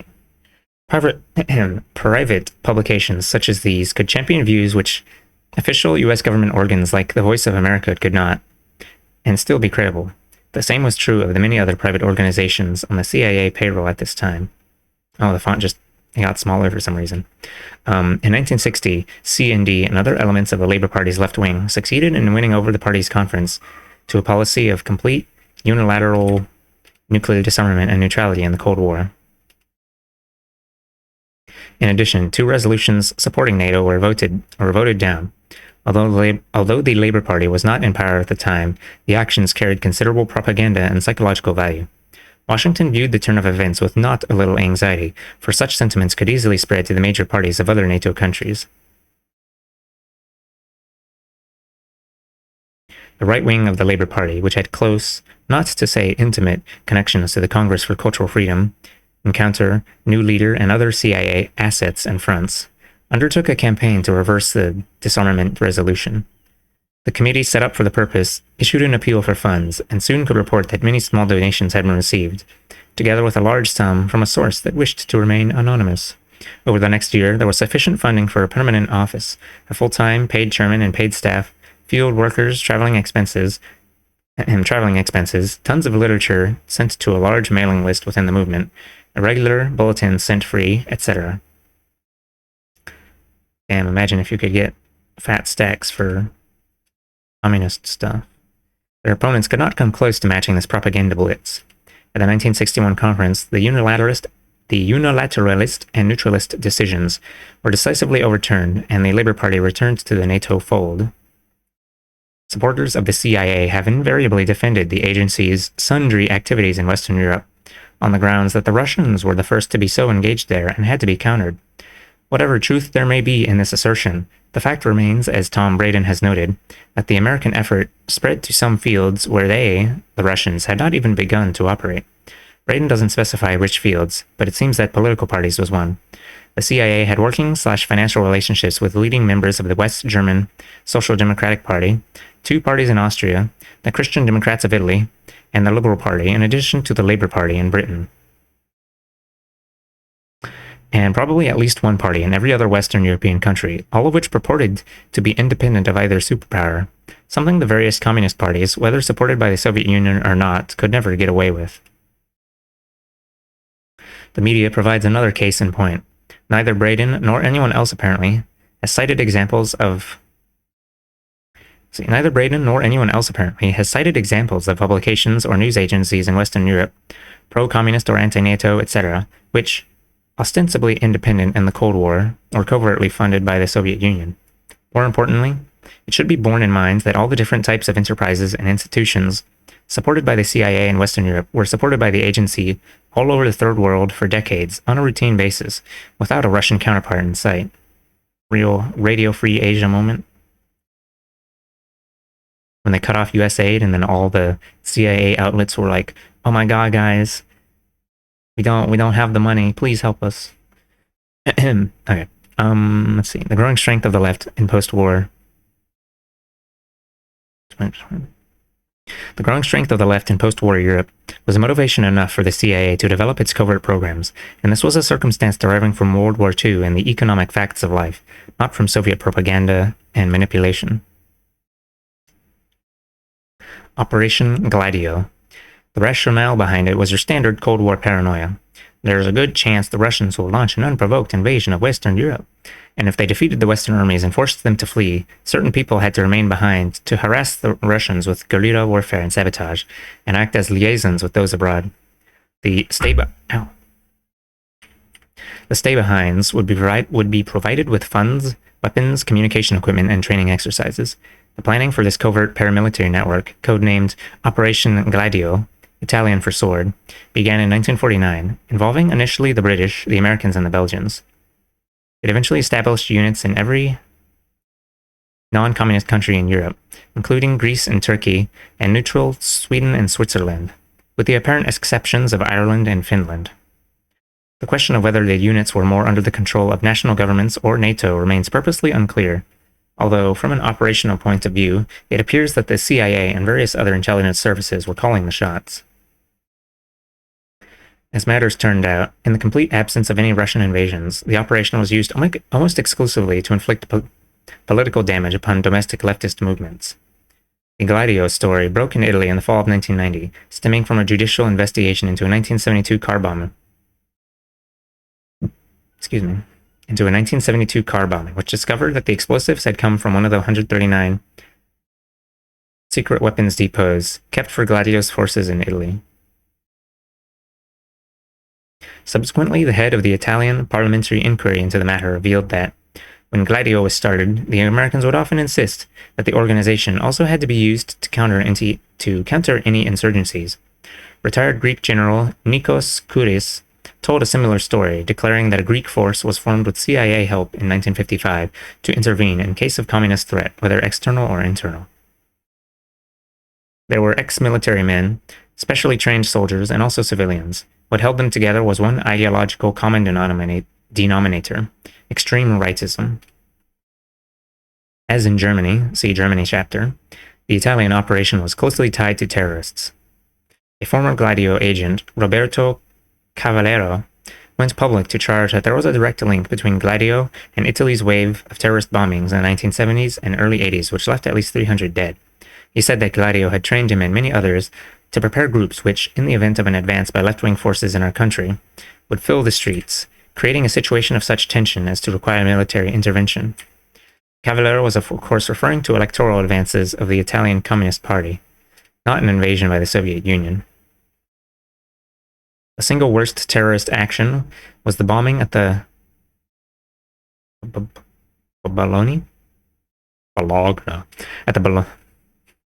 at the railway station in August 1980, which claimed 86 lives. The Observer of London later reported, the Italian railway bombings were blamed on the extreme left as part of a strategy to convince voters that the country was in a state of tension and that they had no alternative to voting the safe Christian Democrat ticket. All clues point to the fact that they were masterminded from within Gladio. Oh, good old false flag operations, TM.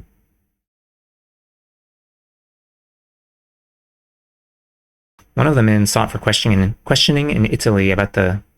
I'm just going to look it up.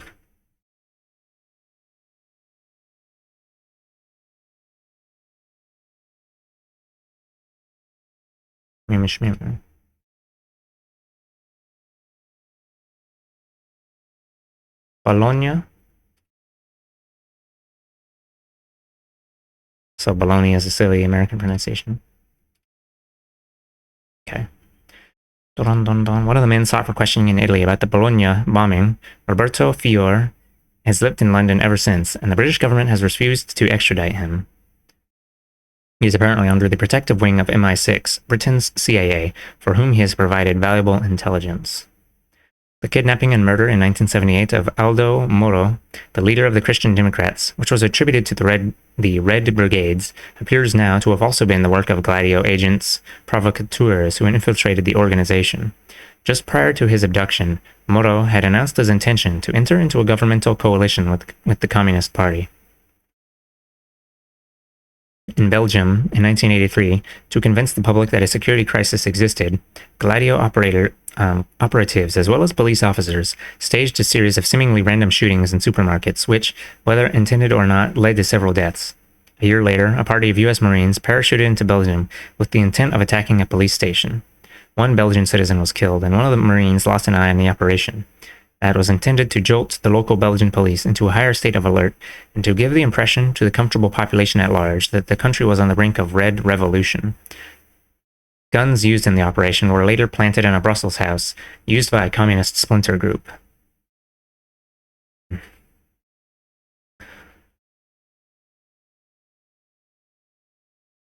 As late as 1990, large stockpiles of weapons and explosives for Operation Gladio could still be found in some member countries, and Italian Prime Minister Giulio Andreotti disclosed that more than 600 people still remained on the Gladio payroll in Italy.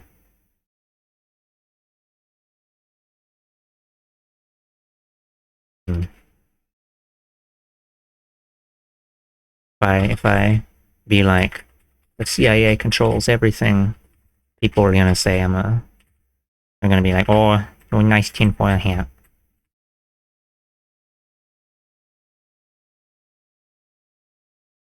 Probably what I would have said back when I was a little shrimp or whatever.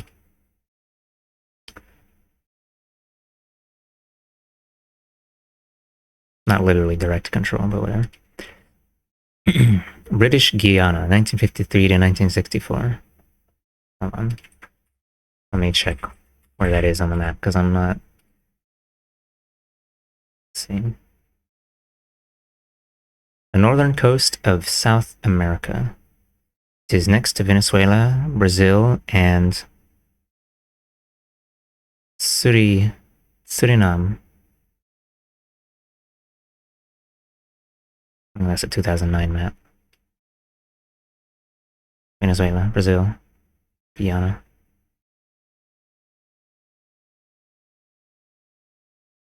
Okay. The CIA's International Labor Mafia. For a period of 11 years, two of the oldest democracies in the world, Great Britain and the United States, went to great lengths to prevent a democratically elected leader from occupying his office. The man was Dr. Chedi Jagan. The grandson of indentured immigrants from India, Jagan had become a dentist in the United States, then returned to his native Guyana. In 1953, at the age of 35, he and the People's Progressive Party, PPP, were elected by a large majority to head the government of the British colony. Jagan's victory was due in part to the fact that Indians comprised about 46% of the population. Those of African origin made up about 36%. The PPP's program in office was hardly revolutionary. It encouraged foreign investment in the mining sectors while attempting to institute liberal reforms such as strengthening the rights of unionists and tenant farmers, creating a public school system that would lessen church control of education, and removing a ban on the import of undesirable publications, films, and records. But the British conservative government was not disposed to live with such policies advocated by a man who talked suspiciously like a socialist. The government and the British media, as well as the American media, subjugated the Jagan administration to a campaign of Red Scare accusations and plain lies in the fashion of Senator McCarthy, whose ism was then all the rage in the United States. 4.5 months after Jagan took office, the government of Winston Churchill flung him out. The British sent naval and army forces, suspended the constitution, and removed the entire Guyanese government. At the same time, the barristers drew up some papers which the Queen signed, so it was all nice and legal.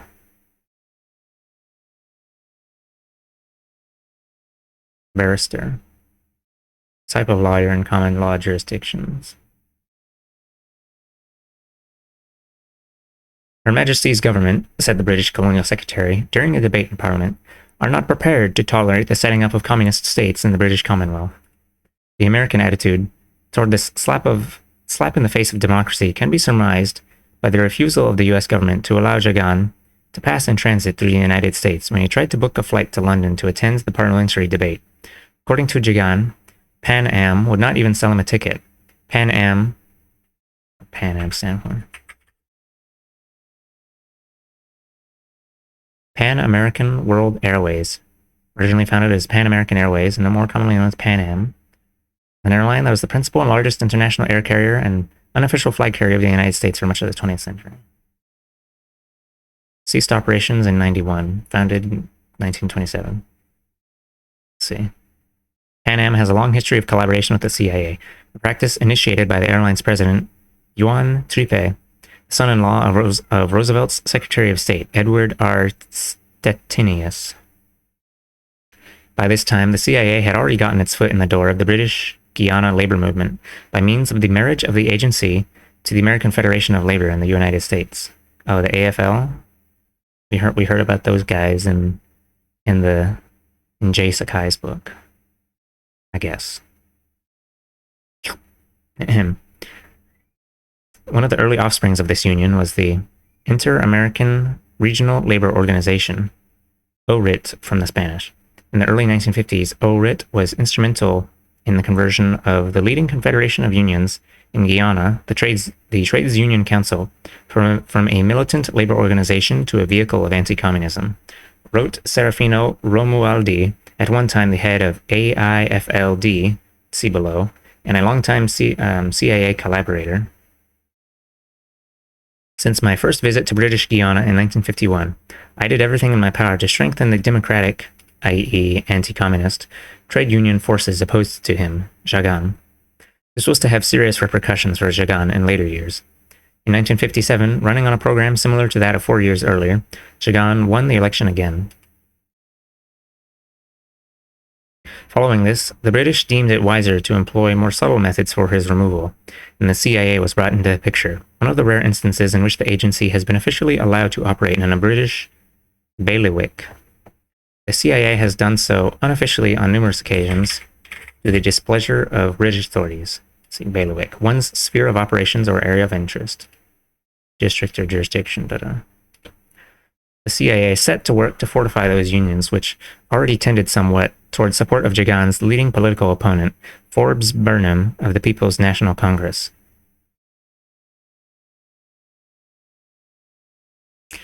Indian guy versus white guy? No, one of the most important of these was the Civil Servants Union, dominated by blacks.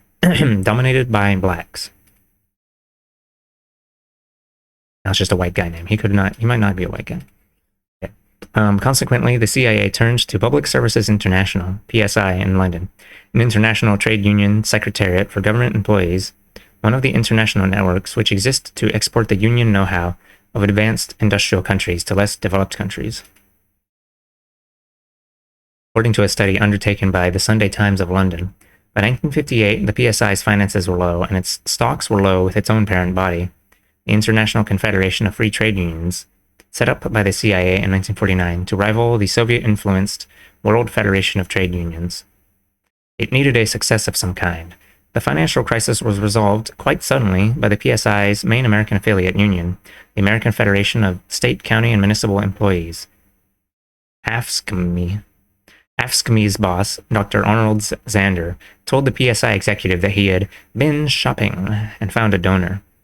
The spoils were modest at first, only a couple of £1,000 in 1958. It was, the kind donor had said, for Latin America. Then money went towards a PSI recruiting drive in the northern countries of Latin America by one William Doherty Jr., a man with some previous acquaintance of the CIA. Doherty was later to become the executive director of the American Institute for Free Labor Development, the CIA's principal labor organization in Latin America. The donor was presumably pleased because next year, 1959, Zander was able to tell the PSI that his union was opening a full-time Latin American section in the PSI's behalf. The PSI was charmed. The PSI's representative, said Zander, would be William Howard McCabe, a CIA labor apprentice. The Times continued, McCabe, a stocky, bullet-headed American, appeared to have no previous union history, but the PSI liked him. When he came to its meetings, he distributed cigarette lighters and photographs of himself doling out food parcels to the peasants. The lighters and the parcels were both inscribed with the compliments of the PSI. In 1967, in the wake of numerous revelations about CIA covert financing, the new head of AFSCME admitted that the union had been heavily funded by the agency until 1964 through a foundation conduit. See Appendix 1. Oh, the graph. It was revealed that AFSCME's International Affairs Department, which had been responsible for the British Guiana operation, had actually been run by two CIA aides. CIA work within third world unions typically involves considerable educational effort, the basic premise of which is that all solutions will come to working people under a system of free enterprise, class cooperation, and collective bargaining. Class cooperation as in working class and ruling class. And by opposing communism in collaboration with management and government, unless, of course, the government, as in this case, is itself communist, quote unquote. The most promising students, those perhaps marked as future leaders, are singled out to be sent to CIA schools in the United States for further education. The CIA, said the Sunday Times, also appears to have had a good deal of success in encouraging politicians to break away from Jagan's party and government. Their technique of financing sympathetic figures was to take out heavy insurance policies for them. During the 1961 election campaign, the CIA's ongoing program was augmented by ad hoc operations from other American quarters. The U.S. Information Service took the most unusual step of showing its films depicting the evils of Castroism, Fidel Castro, Cuba, Castroism and communism on street corners of British Guiana. And the Christian anti-communist crusade brought its traveling roadshow down and spent a reported $76,000 on electoral propaganda, which lived up to the organization's name. One historian has described this as a questionable activity for a private organization, which the State Department did nothing to discourage. On the other hand, the activities of U.S. government agencies in British Guiana were no less questionable. Despite the orchestrated campaign directed against him, Jagan was re-elected by a comfortable majority of legislative seats, though with only a plurality of the popular vote. In October, at his request, Jagan was received at the White House in Washington. He had come to talk about assistance for his development program. President Kennedy and his advisors, however, were interested in determining where Jagan stood on the political spectrum before granting any aid. Oddly, the meeting, as described by Kennedy aide Arthur Schlesinger Jr., who was present, seems to be conducted as if the Kennedy men were totally unaware of American destabilization activities in British Guiana.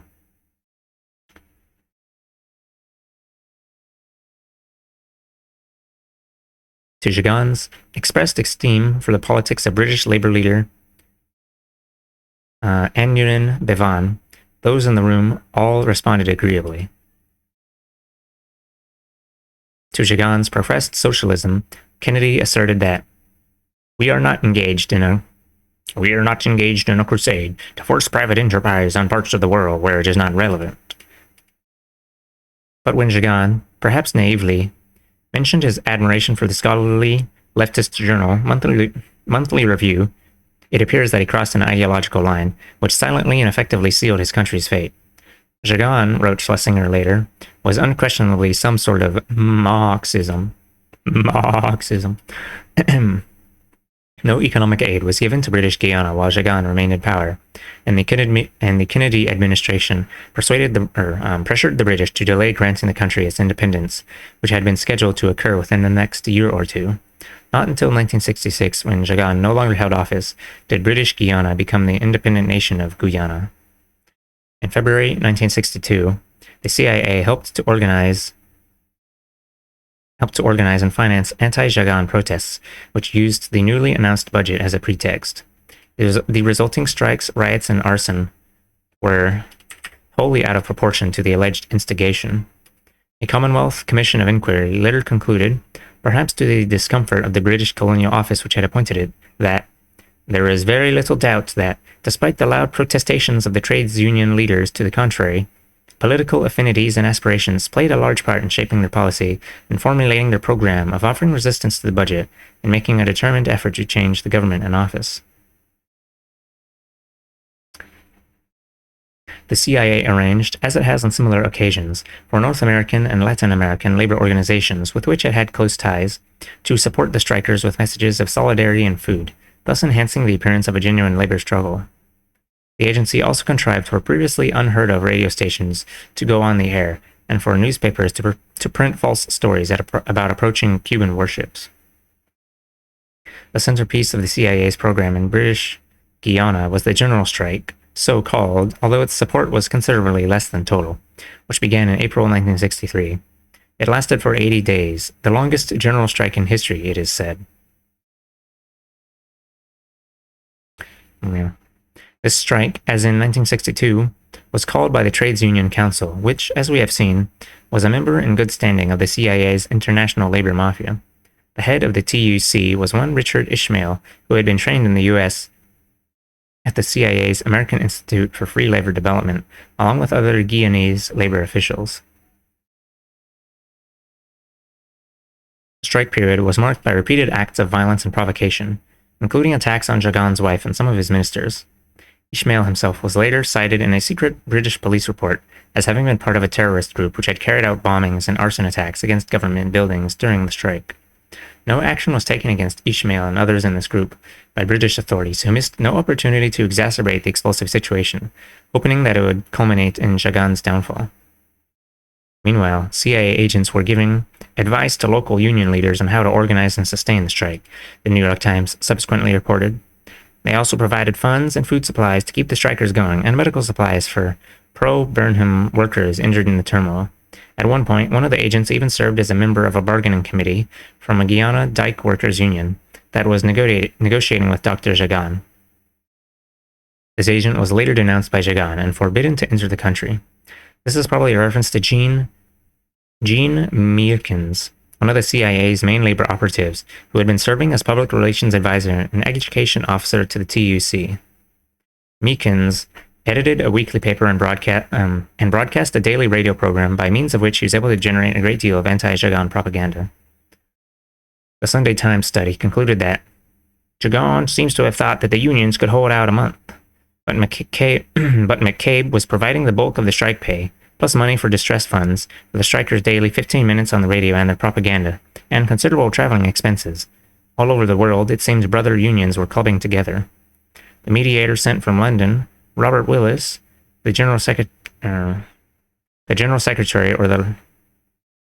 of the London Typographical Society, and a man not noted for his mercy in bargaining with newspaper managements, was shocked. It was rapidly clear to me that the strike was wholly political, he said. Jagan was giving in to everything the strikers wanted, but as soon as he did, they erected more demands.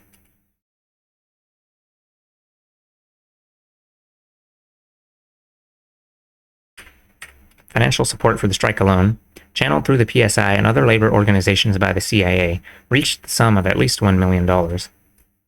American oil companies provided a further example of the multitude of resources the U.S. can bring to bear upon a given target. The companies cooperated with the strikes by refusing to provide petroleum, forcing Jagan to appeal to Cuba for oil.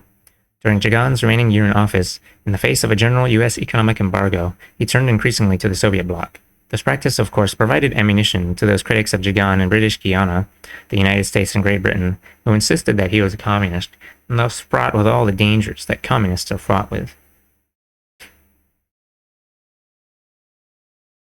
The strike was maintained primarily by black supporters of Forbes Burnham and by employers who locked out many of Jagan's Indian supporters. This inevitably exacerbated the already existing racial tensions, although the Sunday Times asserted that the racial split was fairly amicable until the 1963 split divided the country. Eventually, the tension broke out into bloodshed, leaving hundreds dead and wounded and a legacy of racial bitterness. Jagan was certainly aware, to some extent at least, of what was transpiring around him during the general strike. After it was over, he charged that the United States, in spite of protestations to the contrary by some of its leaders, is not prepared to permit a socialist government, or a government committed to drastic and basic reforms, to exist in this hemisphere, even when this government has been freely elected. Excuse me. It is all too clear that the United States will only support a democratic government if it favors a classic private enterprise system. In an attempt to surmount the hurdle of U.S. obsession with the Soviet Union and another Cuba in the Western Hemisphere, Jagan proposed that British Guiana be neutralized by an agreement between the United States and the Soviet Union, as the two powers had done in the case of Austria. Officials in Washington had no comment on the suggestion. Chedi Jagan's government managed to survive all the provocations and humiliations. With elections on the agenda for 1964, the British and their American cousins turned once again to the gentlemanly way of the pen. The British colonial secretary, Duncan Sandys, who had been a leading party to the British CIA agreement concerning Jagan, cited the strike and general unrest as proof that we made up, as proof that Jagan could not run the country or offer the stability that the British government required for British Guiana to be granted its independence. Sandys was the founder, in 1948, of the European Movement, a CIA-funded Cold War organization. This was, of course, a contrived position. Syndicated American colonist Drew Pearson, writing about the meeting between President Kennedy and British Prime Minister Macmillan in the summer of 1963, stated that the main thing they agreed on was that the British would refuse to grant independence to Guyana because of a general strike against pro-communist Prime Minister Cheddi Jagan. That strike was secretly inspired by a combination of U.S. Central Intelligence money and British intelligence. It gave London the excuse it wanted. The excuse was used further to justify an amendment to the British Guiana Constitution, providing for a system of proportional representation in the election, a system that appeared certain to convert Jagan's majority of legislative seats into a plurality.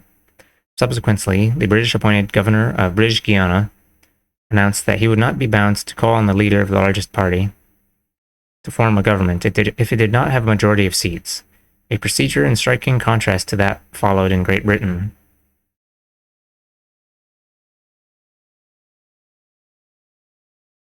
When, in October 1964, the Labour Party succeeded the Conservative Party to power in Great Britain, Jagan had hopes that the conspiracy directed against him would be squashed, for several high-ranking Labour leaders had stated publicly, and to Jagan personally, their opposition to the underhanded and anti-democratic policy of the Conservative Party foes. Incoming womp womp. And within days of taking office, however, the Labour Party dashed to these hopes. Bowing to United States wishes, the New York Times disclosed, the Labour Party ruled out early independence for British Guiana and was going ahead with the proportional representation elections. Secretary of State Dean Rusk, it was reported, had left the new British Foreign Secretary, Patrick Gordon Walker, in no doubt that the United States would resist a rise of British Guiana as an independent Castro-type state. On a previous occasion, Rusk had urged Gordon Walker's Conservative predecessor, Lord Home, to suspend the British Guiana Constitution again and revert to direct colonial government. The intensive American lobbying effort against British Guiana, the actual campaign of subversion aside, led Conservative MP and former Colonial Secretary Ian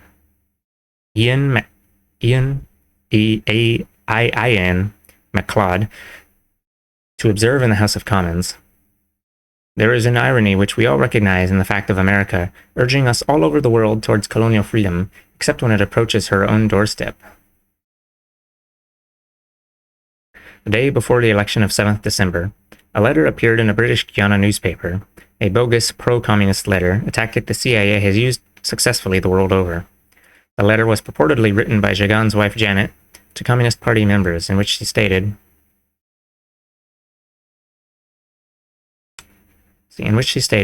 "We can take comfort in the thought that the PNC, Burnham's party, will not be able to stay in power long. Our communist comrades abroad will continue to help us win eventual total victory."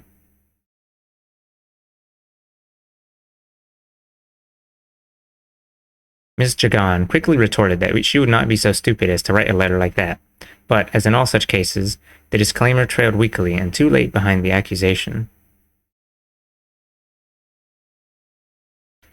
As expected, Jagan won only a plurality of the legislative seats, 24 of 53.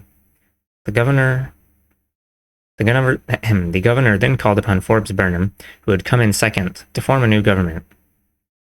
Burnham had also been named as a terrorist in the British police report referred to earlier, as had several of his new government ministers. Jagan refused to resign. British Army troops were put on full alert in the capital city of Georgetown. A week later, Her Majesty's government waved its hand over a piece of paper, thereby enacting another amendment to the British Guiana Constitution, and closing a loophole which was allowing Jagan to stall for time. He finally surrendered to the inevitable.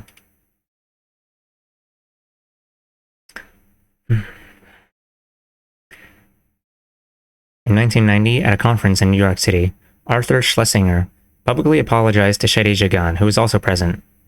Schlesinger said that it was his recommendation to the British that led to the proportional representation tactic. I felt badly about my role 30 years ago, the former Kennedy aide admitted. I think a great injustice was done to Shadi Jagan. 30 years later? Yeah, thanks, bro.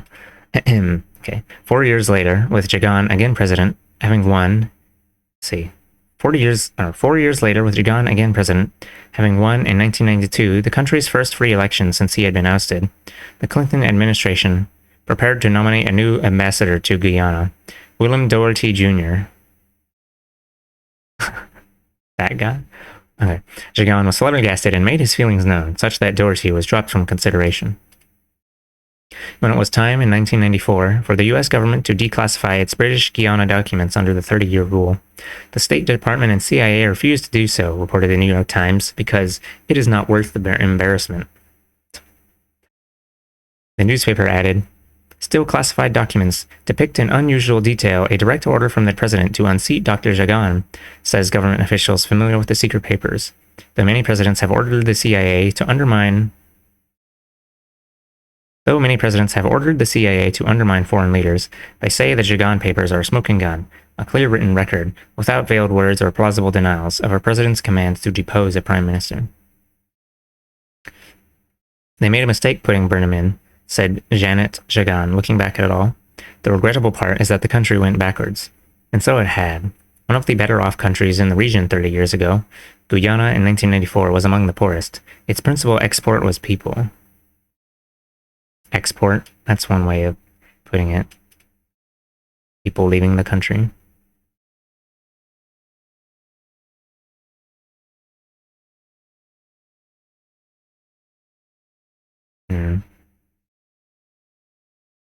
You know, they just do this out in the open now, and it seems like, well, I guess Americans don't really care. Grumble. Okay, they do care, but they don't care enough to get up and do something. Perhaps.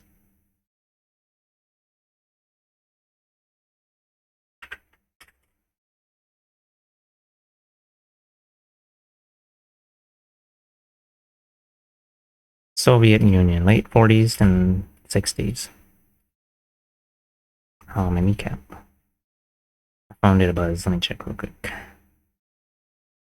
Okay. From spy planes to book publishing.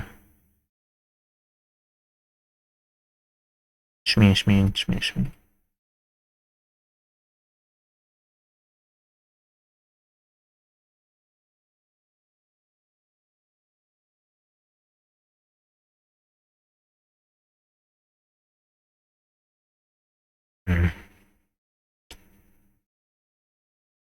Information. Hundreds of young Americans and immigrant Russians gave their lives so that the United States could amass as much information as possible at the Soviet Union. Almost any information at all about the land Churchill had described as a riddle wrapped in a mystery, inside an enigma. There is no evidence, however, that any of the information collected ever saved any lives or served any other useful purpose for the world. Today, tons of files stuffed with reports, volumes of computer printouts, tapes, photographs, etc., lie in filing cabinets, gathering dust in warehouses in the United States and West Germany. Probably a good part of the material has already been shredded. Much of it has never been looked at and never will be.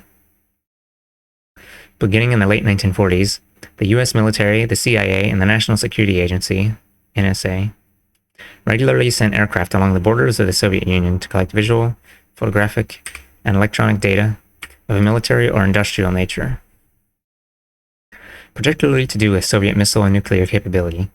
The increasingly sophisticated planes and equipment, as well as satellites, submarines, and electronic listening posts in Turkey and Iran, produced vast amounts of computer input. At times, the planes would unintentionally drift over Soviet territory. At other times, they would do so intentionally in order to photograph a particular target, or to activate radar installations so as to capture their signals, or to evaluate the reaction of Soviet ground defenses against an attack. It was a dangerous game of aerial chicken, and on many occasions the planes were met by anti-aircraft fire or Soviet fighter planes. In both 1950 and 51, An espionage airplane with a crew of 10 was shot down, with no survivors. In 1969, a crew of 31 was lost, this time to North Korean fighters over the Sea of Japan. During the intervening years, there were dozens of air incidents involving American aircraft and communist firepower, arising from hundreds, if not thousands, of espionage flights. Some of the spy planes made it safely back to base, which might be Turkey, Iran, Greece, Pakistan, Japan, or Norway, after being attacked and even hit. Others were downed with loss of life or with crew members captured by the Soviets. There has been considerable confusion concerning the number and the fate of U.S. airmen captured by the Soviets after their planes made forced landings or were shot down during the 1950s and 60s. Russian President Boris Yeltsin stated in 1992 that 9 U.S. planes had been shot down in the early 1950s, and 12 American survivors had been held prisoner, their ultimate fate not yet discovered. I just realized I forgot to ping the cool guys roll or whatever.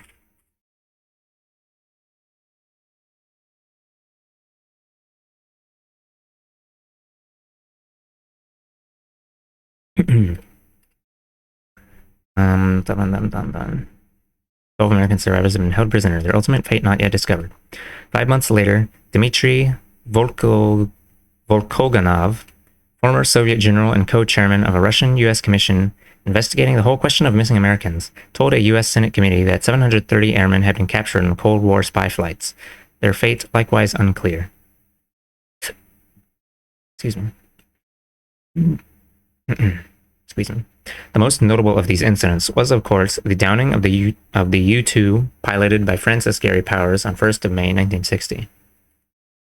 The ultra-high-flying U-2 had been developed because of the vulnerability to being shot down of planes flying at normal altitudes. The disappearance of Powers and his U-2 somewhere in the Soviet Union ensnared the United States government publicly in an entanglement of a false cover story, denials, and amendments to denials. Finally, when the Russians presented Powers and his plane to the world, President Eisenhower had no alternative but to admit the truth. He pointedly added, however, that flights such as the U-2s were distasteful but vital, given the Russian fetish of secrecy and concealment.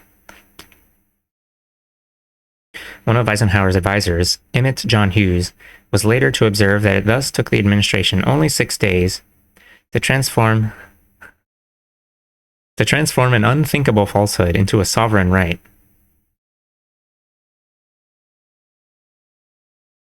On several occasions, the United States protested to the Soviet Union about Soviet attacks on American planes which were not actually over Soviet territory, but over the Sea of Japan, for example. Though engaged in espionage, such flights, strictly speaking, appeared to be acceptable under international law. The most serious repercussion of the whole U-2 affair was that it doomed to failure the Eisenhower-Khrushchev summit meeting, which took place 2 weeks later in Paris, and upon which so much hope for peace and detente had been placed by people all over the world. Was the U-2 affair the unfortunate accident of timing that history has made it out to be? Colonel L. Fletcher Prouty, U.S. Air Force retired, has suggested otherwise. From 1955 to 1963, Prouty served as the liaison between the CIA and the Pentagon on matters concerning military support of special operations. In his book, The Secret Team, Prouty suggests that the CIA and certain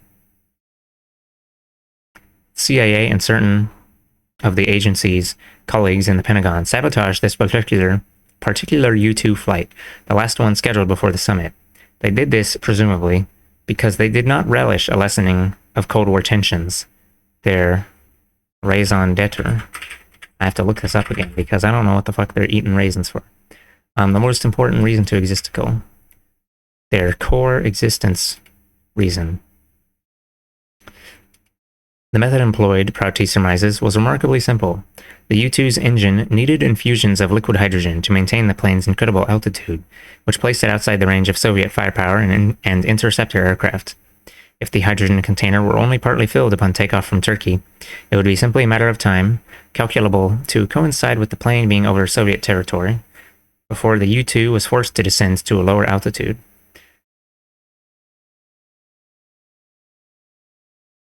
At this point, whether the plane was shot down or powers bailed out, allowing it to crash, is not certain.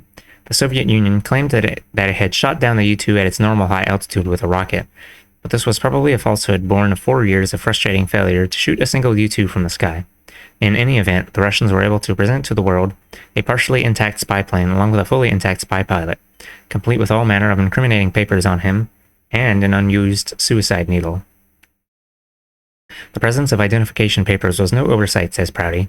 Deliberately, neither pilot nor plane was sanitized on this flight, as it was required on other flights. Powers, in his book, doesn't discuss the liquid hydrogen at all.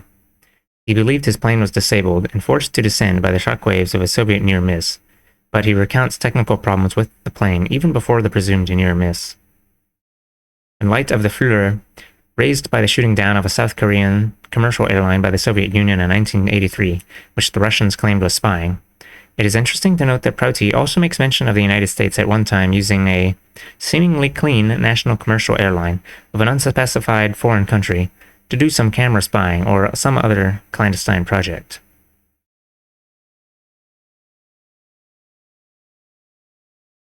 To the Russians, the spy planes were more than simply a violation of their airspace, and they rejected the notion put forth by the US that the flights were just another form of espionage. Intelligence collection activities are practiced by all countries, said Washington. At the time, there had been no indication of Soviet flights over the United States. The Russians viewed the flights as particularly provocative because airplanes are a means of conducting warfare. It can be considered as the beginning of hostilities and may even be carrying bombs. The Russians could not forget that the Nazis had preceded their invasion of the Soviet Union with frequent reconnaissance overflights. Neither could they forget that in April 1958, U.S. planes carrying nuclear bombs had flown over the Arctic in the direction of the USSR due to a false warning signal on American radar. The planes were called back when only 2 hours flying time separated them from the Soviet Union.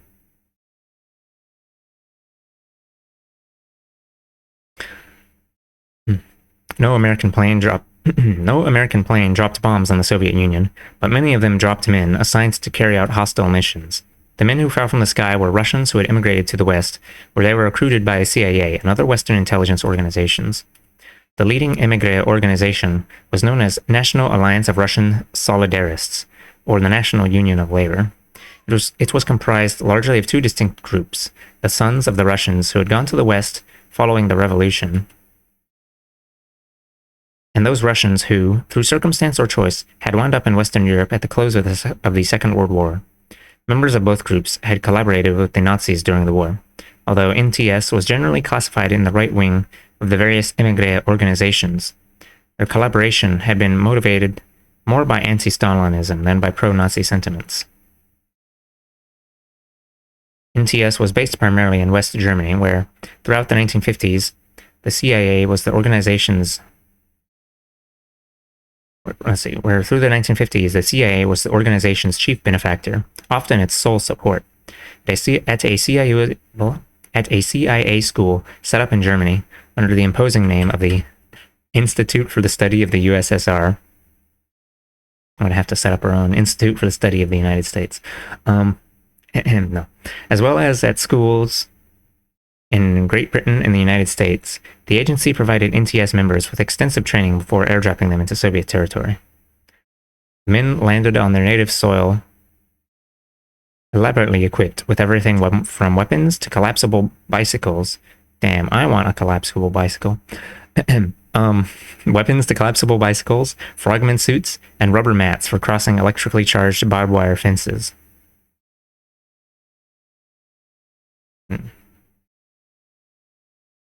The Russians were returned to their homeland for a variety of reasons: to gather intelligence about military and technological installations, commit assassinations, obtain current samples of identification documents, for forgery, assist Western agents to escape, engage in sabotage, for which they were well trained, methods of derailing trains and wrecking bridges, actions against arms factories and power plants, etc., or instigate armed political struggle against communist rule by linking up with resistance movements. A wholly unrealistic goal, given the feeble state of such movements, but one which some NTS fanatics swore by. It will never be known just how many men the CIA infiltrated into the Soviet Union, not only by air,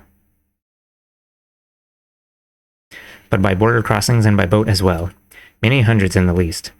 As to their fate, the Soviet Union published a book in 1961 called Caught in the Act, CIA, in which were listed the names and other details of about 24 infiltrators the Russians claimed to have captured, often almost immediately upon arrival. Some were executed, others received prison sentences. One allegedly was an individual who had taken part in a mass execution of Jews in German-occupied Soviet territory. The book asserts that there were many more caught who were not listed. This may have been a self-serving statement, but it was a relatively simple matter for the Russians to infiltrate the émigrés' ranks in Western Europe and learn the entire operation. The CIA, to be sure, was not naive about this practice.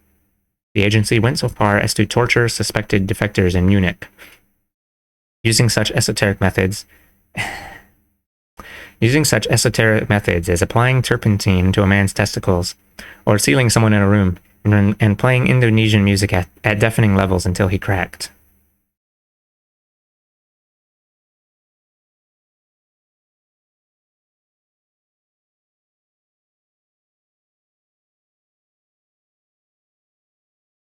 The Russians further claimed that some of those smuggled in were furnished with special radio beacons to guide planes where to land other agents, and which could also be used to direct U.S. bombers in the event of war.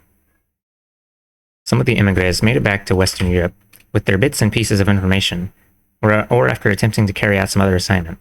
Others, provided with a complete set of necessary documents, were instructed to integrate themselves back into Soviet society and become agents in place. Sleeper agents, TM. Still others, caught up in the emotions of being home, turned themselves in. Once again, the human factor, which no amount of training or indoctrination can necessarily circumvent. No American operation against the Soviet Union would be complete without its propaganda side, bringing the gospel to the heathen in a myriad of ways that displayed the creativity of the CIA and its team of émigrés. Novel mechanisms were developed to enable airplanes and balloons to drop anti-communist literature over the Soviet Union.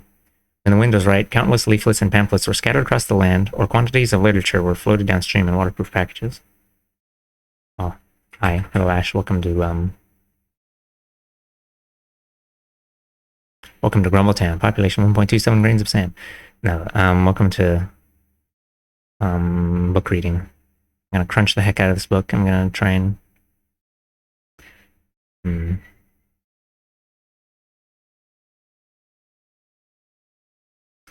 read it at an above average pace. Perchance. Let's see. Okay. I hope you're doing good today. Soviet citizens coming to the West were met at every turn by NTS people handing out the newspapers and magazines in Russian and Ukrainian. To facilitate contact, NTS at times engaged in black market operations and opened small shops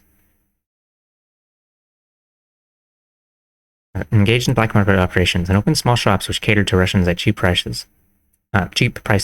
From North Africa to Scandinavia, the CIA network confronted Soviet seamen, tourists, officials, athletes, even Soviet soldiers in East Germany to present them with the truth as seen by the free world, as well as to pry information from them, to induce them to defect or to recruit them as spies.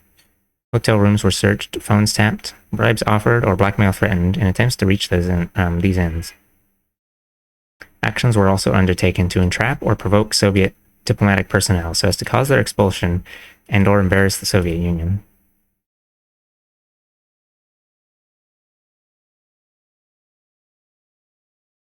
The propaganda offensive led the U.S. government into the book publishing business. Oh my god, is this the part where they obtained the rights to Animal Farm? No, publishing, what's his name? George Orwell? Okay. The propaganda offensive led the U.S. government into the book publishing business. Under a variety of arrangements with American and foreign publishers, distributors, literary agents, and authors, the CIA and the United States Information Agency, USIA, produced, subsidized, or sponsored well over 1,000 books by 1967, which were deemed to serve a propaganda need. Many of the books were sold in the United States as well as abroad. None bore any indication of U.S. government involvement. Of some, said the USIA, we control the things from the very idea down to the final edited manuscript. Damn, they're making porno and books. Okay. Some books were published and at times written only after the UCIA or the CIA agreed to purchase a large number of copies.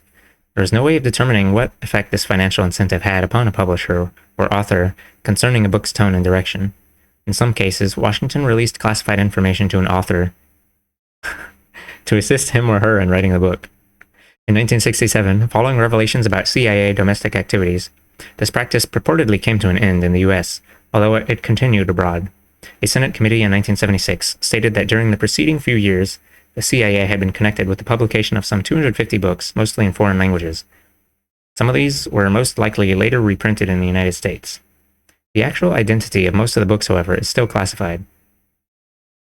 Among those which have been revealed are The Dynamics of Soviet Society by Walt Rostow, The New Class by Milovan Gilas, Concise History of the Communist Party by Robert A. Burton, The Foreign Aid Programs of the Soviet Bloc and Communist China by Kurt Mullett, In Pursuit of World Order by Richard N. Gardner, Peking and People's Wars by Major General Sam Griffith, The Yunnan Way by Eudochio Ravines, Life and Death in Soviet Russia by Valentin Gonzalez, The Anthill by Suzanne Labin, The Politics of Struggle, The Communist Front and Political Warfare by James D. Atkinson, From Colonialism to Communism by Huang Van Chi, Why Vietnam by Frank Traeger, and Terror in Vietnam by Jay Mullen.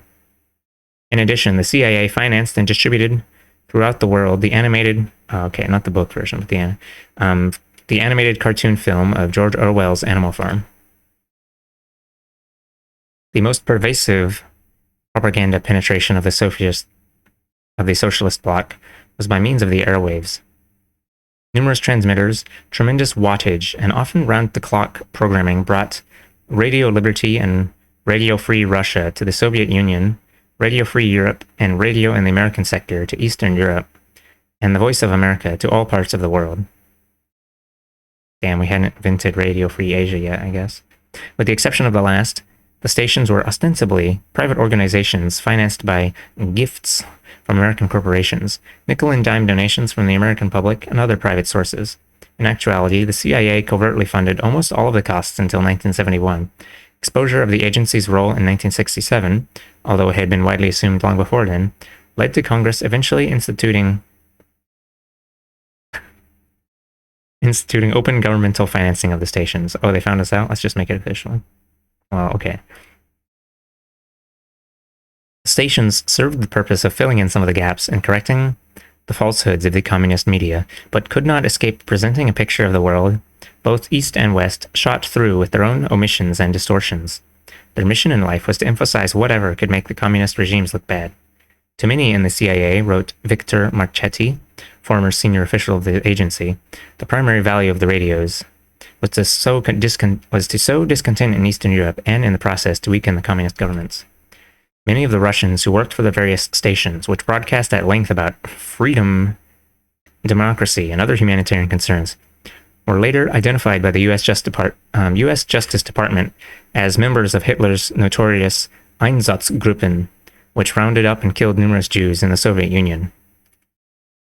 One of these worthies was Stanislaw Stankiewicz. Stankiewicz? Yeah, he's a real stanky bitch.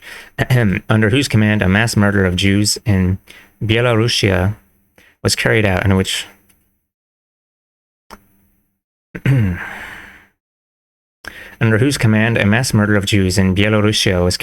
which babies were burned alive with the dead,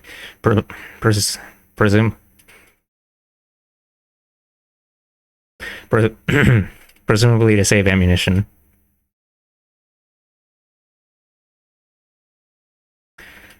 Stankiewicz wound up working for Radio Liberty. German war criminals as well were employed by the CIA in a variety of anti-Soviet operations.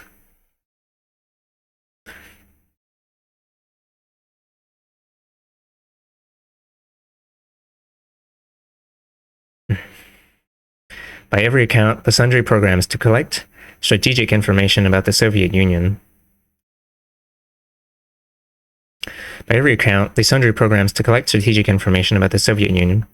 particularly via infiltration into the country and encountering Soviet nationals in the West, were a singular flop. The information reported was usually trivial, spotty, garbled, or out of date. Worse, it was often embellished, if not out and out fabricated. Many post-war immigrants in Western Europe made their living in the information business. It was their most saleable commodity. From a real or fictitious meeting with a Soviet citizen, they would prepare a report, which was often just ordinary facts with a bit of political color added on. At times, as many as 4 versions of the report would be produced, differing in style and quantity of facts, written by 4 different people. The reports would then be sold separately to U.S., British, French, and West German intelligence agencies. The CIA's version contained everything in the other 3 versions, which were eventually transmitted to the agency by the other countries without their source being revealed. Analysis of all the reports tended to bring the CIA to the conclusion that the NTS was giving them the fullest picture of all, and that the information all tallied. NTS looked good, and the files grew thick.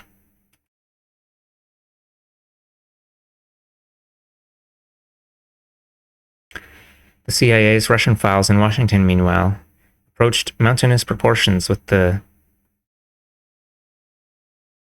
CIA's Russian files in Washington, meanwhile, approached mountainous proportions with the data acquired from opening mail between the Soviet Union and the United States. Practice began in the early 1950s and continued at least into the 1970s. Said a post office council in 1979. There was no national security mail cover program. The FBI might be inhibited in finding out if a nation was planning war against us. Yeah, we gotta open people's personal letters to know if there's gonna be a war coming.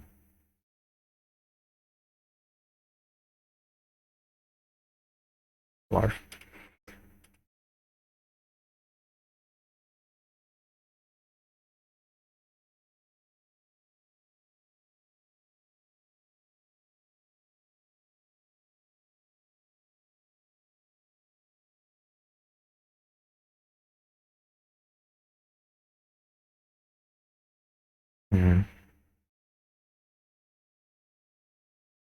I didn't like that thing that I read earlier. But I guess that's just good old U.S. employing former Nazis. Okay. The scans your mail. Former CIA officer Harry Rositsky, who was closely involved with anti-Soviet operations after the war, later wrote that the primary task of the emigres infiltrated into the Soviet Union during the early years, and the same could probably be said of the spy planes, was to provide early warning of a Soviet military offensive against the West, an invasion which, in the minds of Cold Warriors and the American government, appeared perpetually imminent. Yeah, the tiny guy is going to attack the big guy. This apprehension was reminiscent of the alarms sounded following the Russian Revolution, see Introduction to the Original Edition, and similarly flourished despite the fact of a Russia recently devastated by a major war and hardly in a position to undertake a military operation of any such magnitude. Nevertheless, wrote Rositsky, it was officially estimated that Soviet forces were capable of reaching the English Channel in a matter of weeks. It was an axiom in Washington that Stalin was plotting war. When would it come? He pointed out, however, that the mere existence of radio-equipped agents on Soviet terrain with no early warnings to report had some cautionary value in tempering the war scare among the military estimators at the height of the Cold War. A secret report of the National Security Resources Board of January 1951 warned, as things are now going, by 1953, if not 1952, the Soviet aggressors will assume complete control of the world situation. Rositsky, although a committed anti-communist, recognized the unreality of such thinking, but as he explained, his was a minority opinion in official Washington. The fact available even at the time suggested the far greater likelihood that Moscow's post-war strategy, including the conversion of Eastern Europe into a Western buffer, was basically defensive. I argued this thesis with some of the CIA analysts working on Soviet estimates and with some Pentagon audiences, but it was not a popular view at the time. It is nonetheless a simple fact that no scenario was written then, nor has it been written since, to explain why the Russians would want to conquer Western Europe by force, or to bomb the United States. Neither action would have contributed in any tangible way to the Soviet national interest, and would have hazarded the destruction of the Soviet state. This basic question was never raised, for the Cold War prism created in the minds of the diplomatic and military strategists for for the Cold War prism, created in the minds of the diplomatic and military strategists, a clear-cut world of black and white. There were no grays. Several years were to pass, Rositsky pointed out, before it became clear to Washington that there were no warnings, early or otherwise, to report. This, however, had no noticeable effect on the United States' military buildup or Cold War propaganda.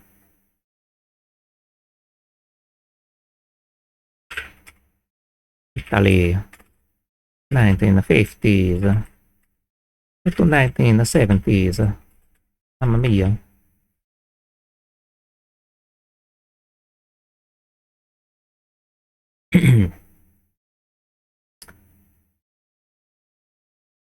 Hmm. I'd like to take a short break to eat some noodles, perhaps, maybe. That'd be really fucked up on you, wouldn't it? Okay, yeah, I'm gonna take a short break. I'll be white, black.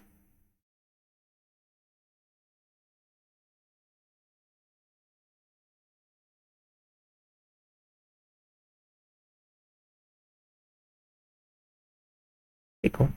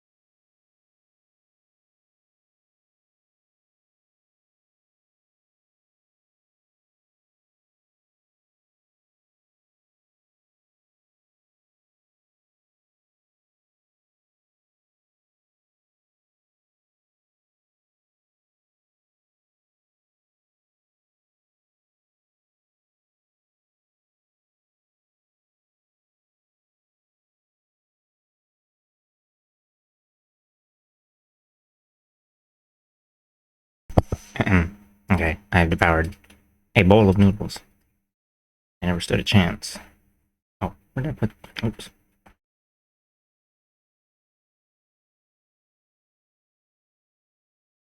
Left my little compression glove in the kitchen.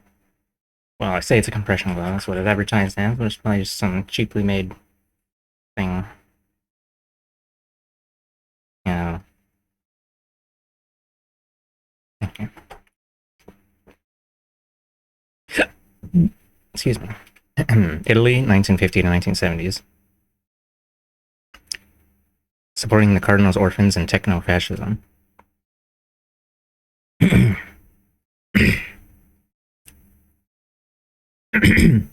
Excuse me.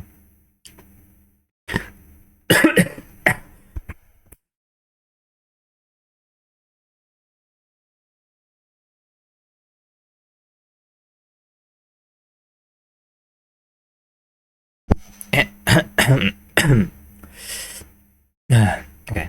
After the multifarious extravaganza staged by the United States in 1948 to exorcise the specter of communism that was haunting Italy, the CIA settled in place for the long haul with a less flamboyant but more insidious operation. A White House memorandum prepared after the 1953 election reported that neither the Moscow war stick nor the American economic carrot was being visibly brandished over the voters in this election. Covert funding was the name of the game.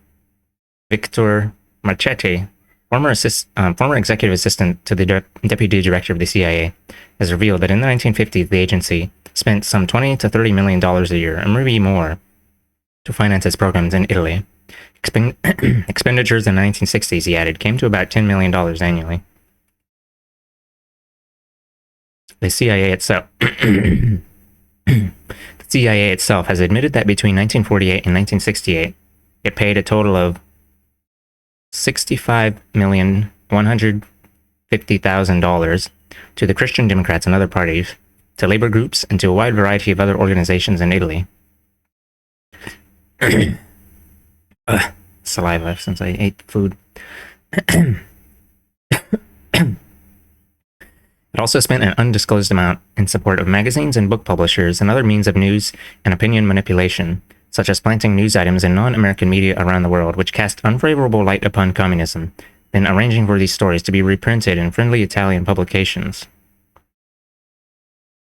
It is not known when, if ever, the CIA ended its practice of funding anti-communist groups in Italy. Internal agency documents of 1972 reveal contributions of some $10 million to political parties, affiliated organizations, and to individual candidates in the parliamentary elections of that year. At least $6 million was passed to political leaders for the June 1976 elections. And in the 1980s, CIA Director William Casey arranged for Saudi Arabia to pay $2 million to prevent the communists from achieving electoral gains in Italy. Moreover, the largest oil company in the United States, Exxon Corp., admitted that between 1963 and 1972, it had made political contributions to the Christian Democrats and several other Italian political parties, totaling $46 million to $49 million. Before they merged into ExxonMobil oil spill. Mobil Oil Corp. also contributed to the Italian electoral process to the tune of an average $500,000 a year from 1970 through 1973. There is no report that these corporate payments derived from persuasion by the CIA or the State Department.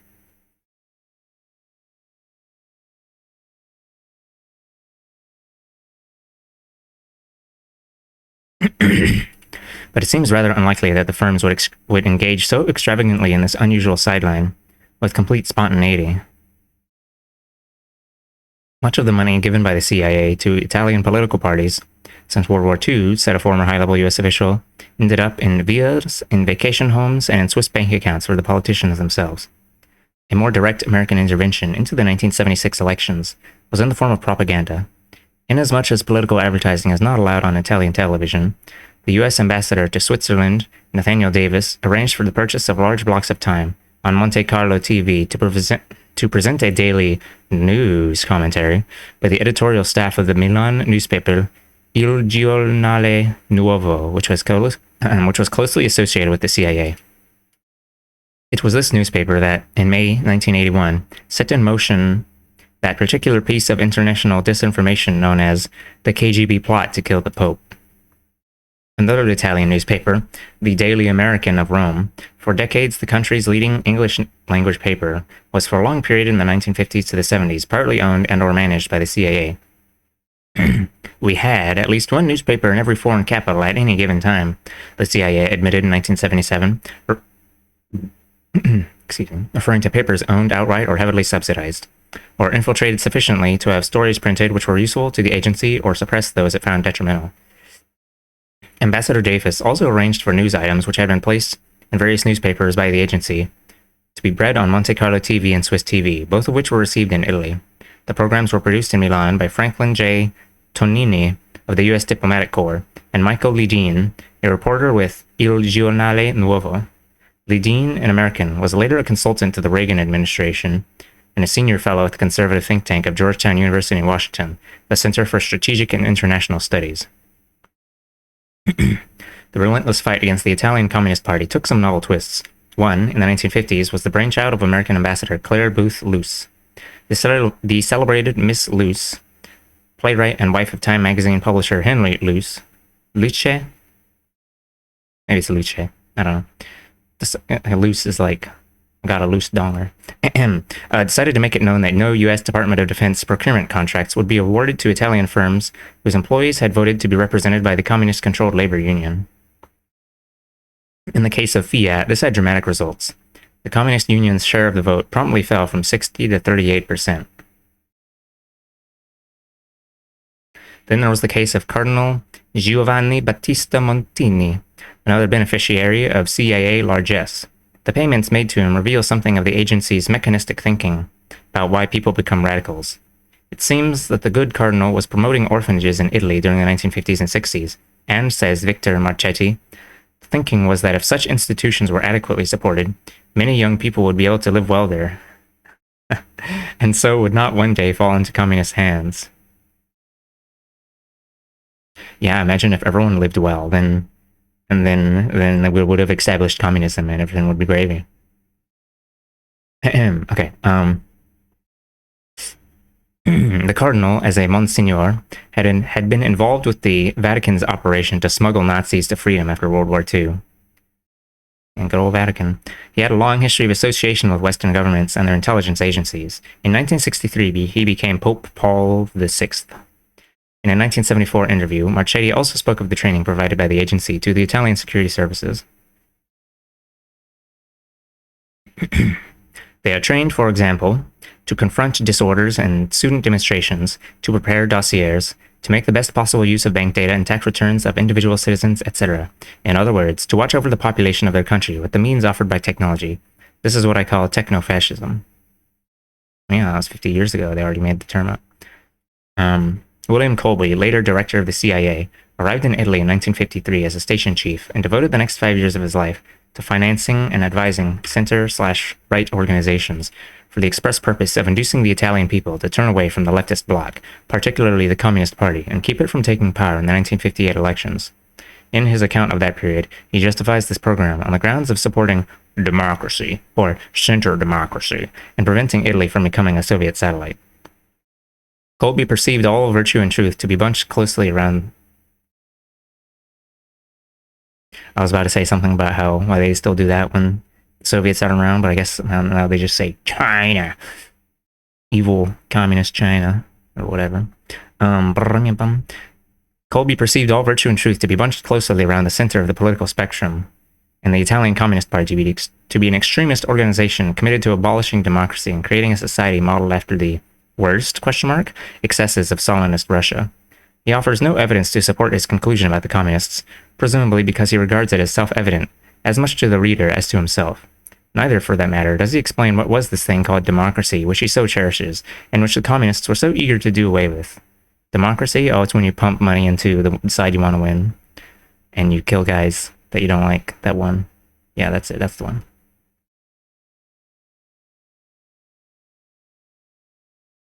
Okay. Colby comes across as a technocrat who carried out the orders of his side and mouthed the party line without serious examination. When Oriana Fallaci, the Italian journalist, interviewed him in 1976, she remarked at the close of a frustrating conversation, "Had you been born on the other side of the barricade, you would have been a perfect Stalinist." To which Colby replied, "I reject that statement, but, well, it might be. No, it might not." Oh, it tickled his brain too much. He didn't want to think about it. American policymakers dealing with Italy in the decades subsequent to Colby's time there did not suffer any less than he from hardening of the categories. Colby, after all, took pains to point out his liberal leanings. These were men unable to view the Italian Communist Party in its indigenous political context. I mean indigenous just as in place of origin, not, but only as a national security threat to the United States and NATO. Yet, all those years, the party was proceeding along a path revisionist enough to make Lenin turn in his grave if he were in one. The path was marked by billboards proclaiming the democratic advance to socialism and the national road to socialism, the abandonment of the dictatorship of the proletariat, and the denunciation of the Soviet invasion of Czechoslovakia. The party pushed its national role as responsible opposition, participated in the drive for productivity, focusing on national and productivity. Affirmed its support for a multi-party system. Affirmed its support for a multi-party system and for Italy remaining in the common market and in NATO, and was second to none in its condemnation of any form of terrorism. Wow, that's a lot of. That's like 7. No, it's 6 flags. 6 red flags. Amusement part. On many occasions, it was the principal political force in city governments, including Rome, Florence, and Venice, without any noticeable return to barbarism, and was a de facto participant in the running of the Italian state. The Socialist Party, a prime target of the United States and in the 1948 elections, was a formal member of the government for much of the 1960s and the 1990s. In the files of the State Department and the CIA lie any number of internal reports prepared by anonymous analysts testifying to the reality of the Communist Party's historic compromise and the evolution of its estrangement from the Soviet Union, known as Euro-communism. In the face of this, however, in the face of everything, American policy remained rooted in place, fixed in a time that was no longer, and probably never was, a policy that had nothing to do with democracy, by whatever definition, and everything to do with the conviction that a communist government in Italy would not have been the supremely pliant Cold War partner that successive Christian Democrat regimes were for decades. It would not have been enough for such a government to be independent of Moscow. The problem with a communist government was that it would probably have tried to adopt the same position towards Washington. Independence? My God. That's pedonculous. Oh, Vietnam. We hit the bit. 1950 and 1973. Covering 2 decades with this one. Some of the previous chapters were like 2 years. The Hearts and Minds Circus. Contrary to repeated statements by Washington officials during the 1960s that the United States did not intervene in Vietnam until and only because North Vietnam invaded South Vietnam, the U.S. was deeply and continually involved in that woeful.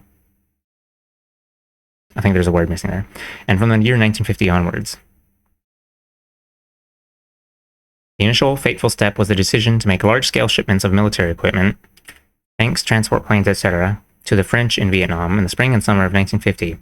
In April, Secretary of State Dean Acheson had told French officials that the United States government was set against France negotiating with their northern-based Vietnamese foes, the Viet Minh, also spelled Viet Minh with a space or Viet Minh with a dash.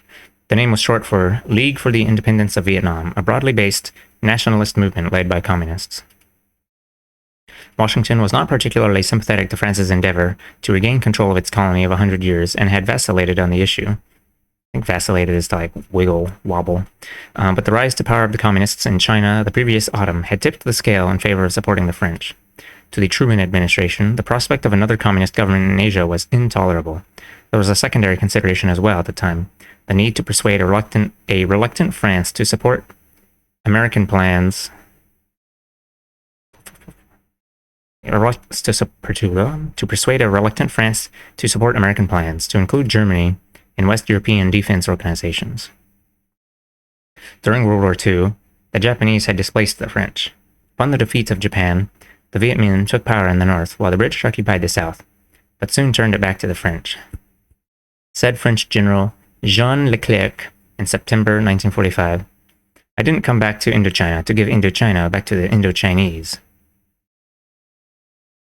Subsequently, the French emphasized that they were fighting for the free world.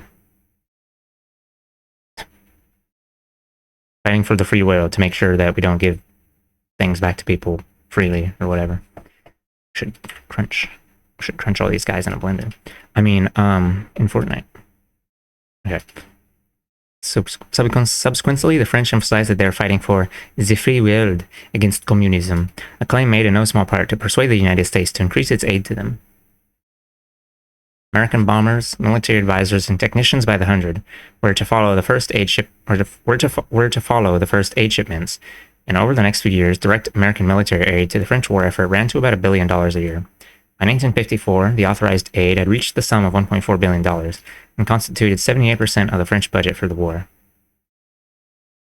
The extensive written history of the American role in Indochina, produced by the Defense Department, later to be known as the Pentagon Papers, concluded that the decision to provide aid to France directly involved the United States and Vietnam, and set the course for future American policy. There had been another path open. In 1945 and 46, that's when my dad was born, Viet Minh leader Ho Chi Minh had written at least 8 letters to President Truman and the State Department asking for America's help in winning Vietnamese independence from the French. He wrote that world peace, he got by that world peace bullshit. He wrote that world peace was being endangered by French efforts to reconquer Indochina, and he requested that the 4 powers, US, USSR, China, and Great Britain, intervene in order to mediate a fair settlement and bring the Indochinese issue before the United Nations. This was a remarkable repeat of history.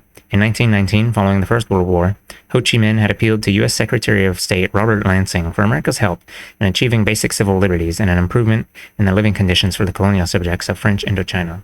This plea, too, was ignored. Despite the fact that Ho Chi Minh and his followers had worked closely with the American OSS, the forerunner of the CIA, during the recently ended World War, while the French authorities in Indochina had collaborated with the Japanese, the United States failed to answer any of the letters, did not reveal that it had received them, and eventually sided with the French.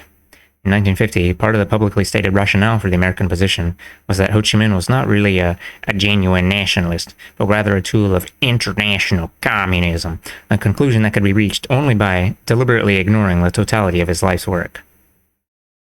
He and the Viet Minh had, in fact, been longtime admirers of the United States.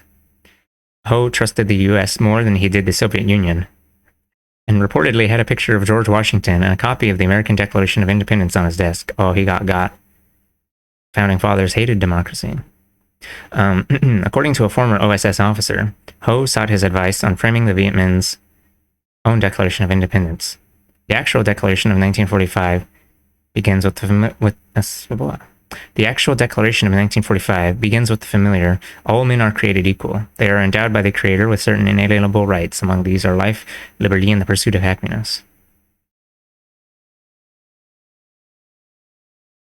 But it was the French who were to receive America's blessing. Ho Chi Minh was, after all, some kind of communist. The United States viewed the French struggle in Vietnam and their own concurrent interventionist Korea as 2 links in the chain aimed at containing China.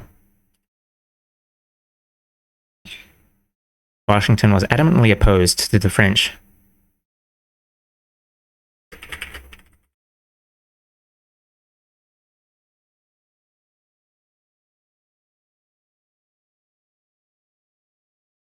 I got Discord DM'd. Hold on, let me take a look at the footage.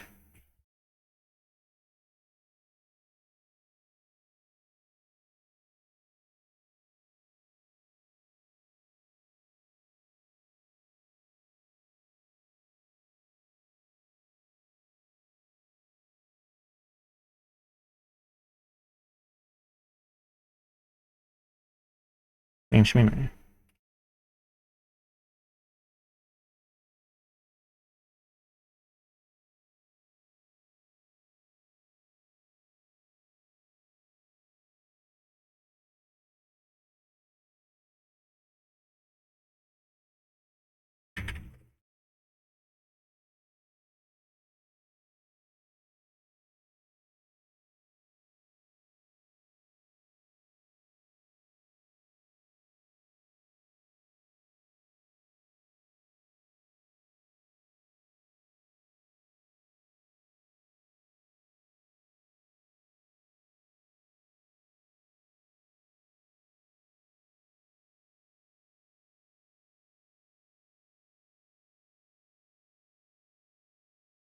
Okay. Let me move this over here.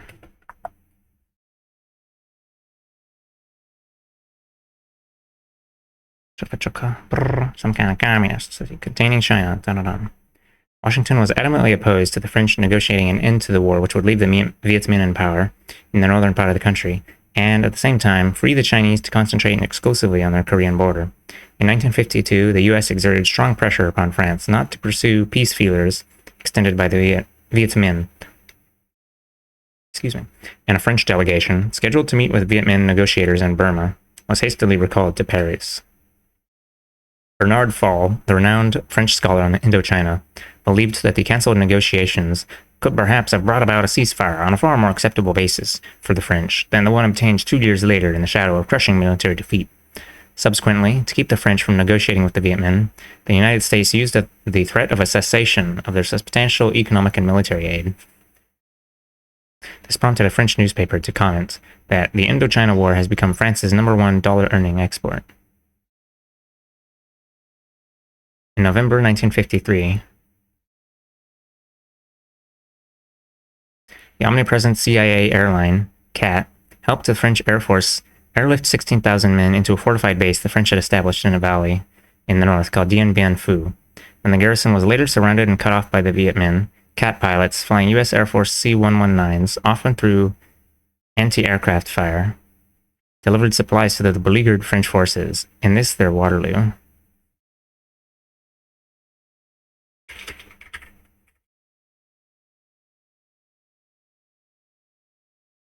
Find stuff again.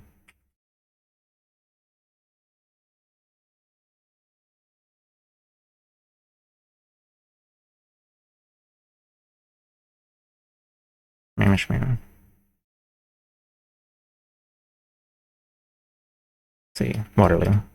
Water's your loo. By 1954, the New York Times could report that the French Air Force is now almost entirely equipped with American planes. The United States had also constructed a number of airfields, ports, and highways in Indochina to facilitate the war effort, some of which American forces were to make use of in their later wars in that area. In April 1954, when a French military defeat was apparent and negotiations at Geneva were scheduled, the National Security Council urged President Eisenhower to inform Paris that French acquiescence in a communist takeover of Indochina would bear on its status as one of the Big Three, and that U.S. aid to France would automatically cease.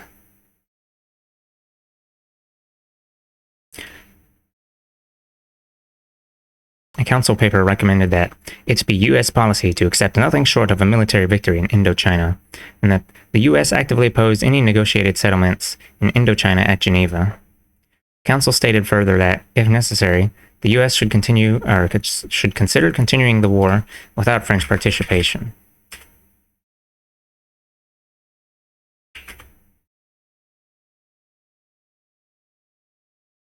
The Eisenhower administration had for some time very seriously considered committing American combat troops to Vietnam. Apparently, this move was not made only because of uncertainty about congressional approval and the refusal of other countries to send even a token force, as they had done in Korea, to remove the appearance of a purely American operation. We are confronted by an unfortunate fact, lamented Secretary of State John Foster Dulles at a 1954 cabinet meeting. Most of the countries of the world do not share our view that communist control of any government anywhere is in itself a danger and a threat.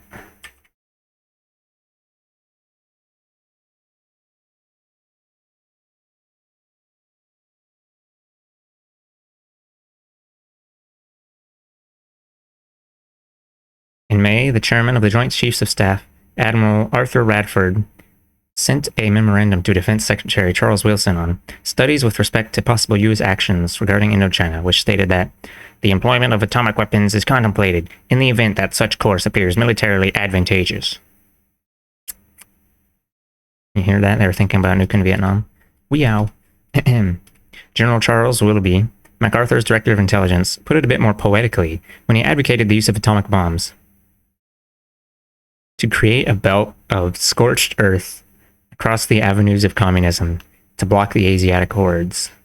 Are they going to nuke the entirety of South Asia or something? Jeez.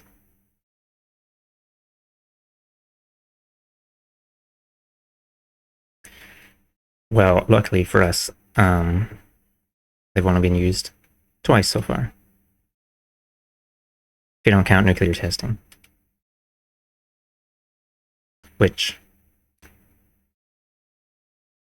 well, nuclear testing still happens in places inhabited by populations, even if they're small, usually, quite often.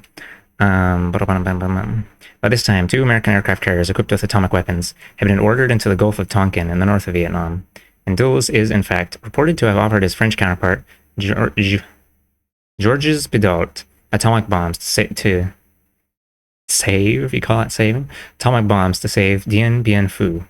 Bidault was obliged to point out to Dulles that the use of atomic bombs in a war of such close armed conflict would destroy the French troops as well as the Viet Minh.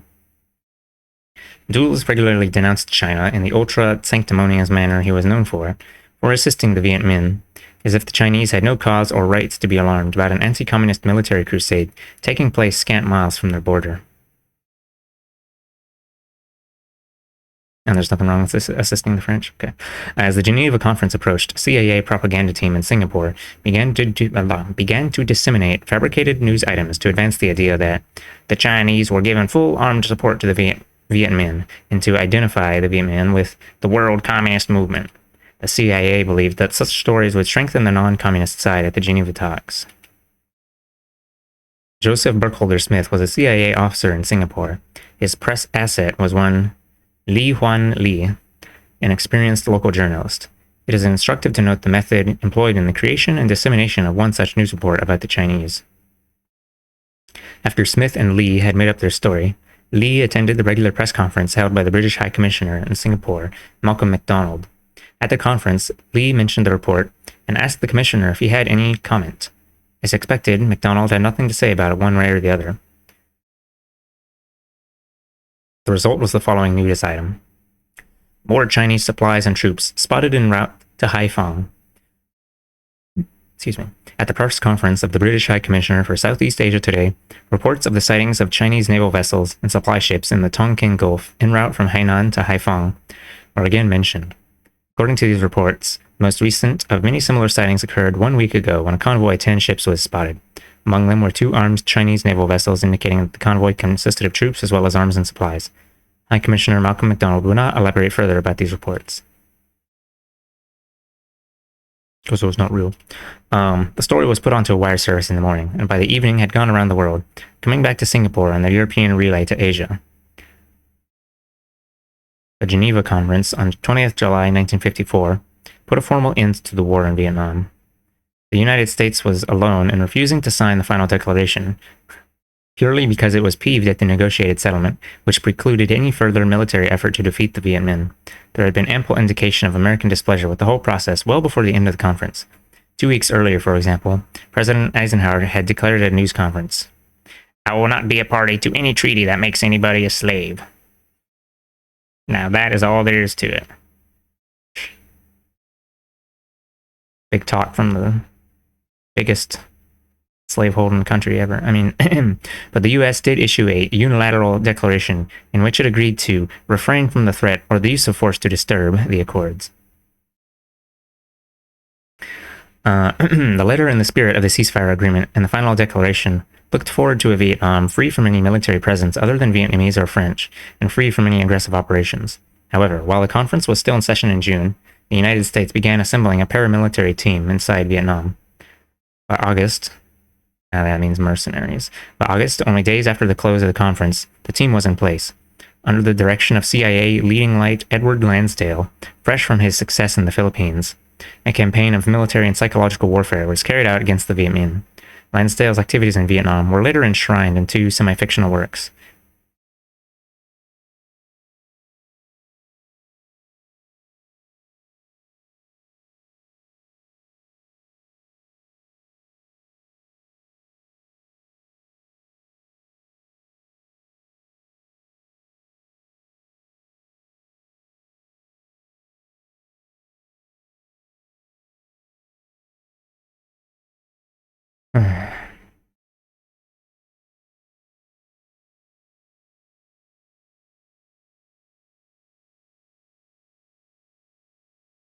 Sounds like Muddy's car did something. It perished.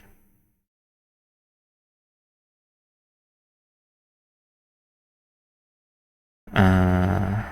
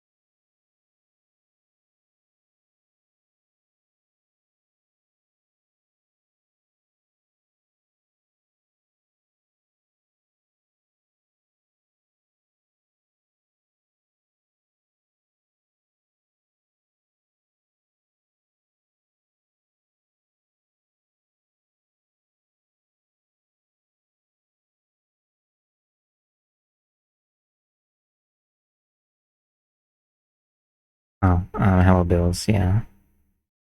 I don't know. They just said car blew up. Oh, axle. Oh, I guess the axle finally broke or whatever. Should have fixed. I mean, I guess we should have got that fixed like a month ago. And what, he got a thing to like crank the car up and whatever, a jack stand. I never actually used it.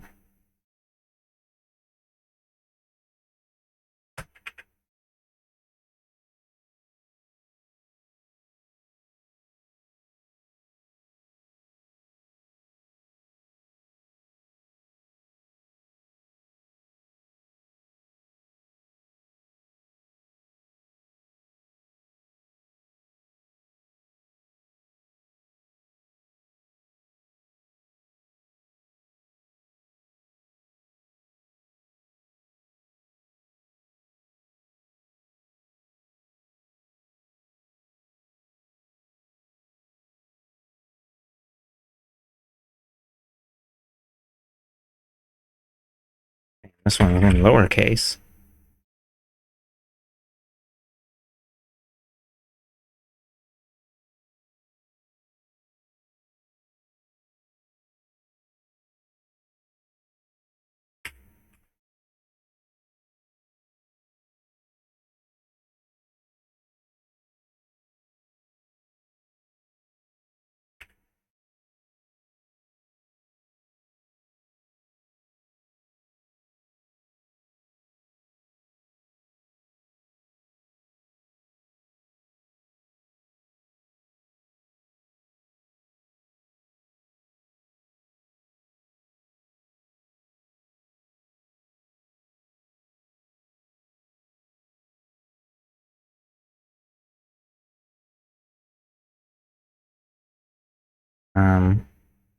Where was I?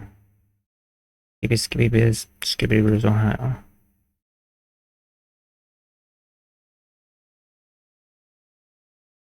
The letter in the spirit of the ceasefire agreement and the final declaration looked forward to a Vietnam free from any military presence other than Vietnamese or French, and free from any aggressive operations.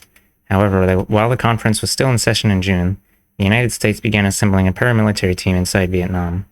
By August, only days after the close of the conference, the team was in place. Under the direction of CIA leading light Edward Lansdale, freshman success in the Philippines, a campaign of military and psychological warfare was carried out against the Viet Minh. Lansdale's activities in Vietnam were later enshrined in two semi-fictional works, The Ugly American and The Quiet American. Over the next 6 months, Lansdale's clandestine team executed such operations as the following. Encouraged the migration of Vietnamese from the north to the south through an extremely intensive, well-coordinated, and, in terms of its objective, very successful psychological warfare operation. Propaganda slogans and leaflets appealed to the devout Catholics with such themes as Christ has gone to the south and the Virgin Mary has departed from the north. Wow, is that easy? Ouch.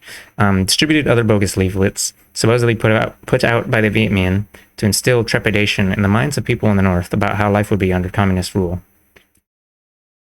The following day, refugee registration to move south tripled.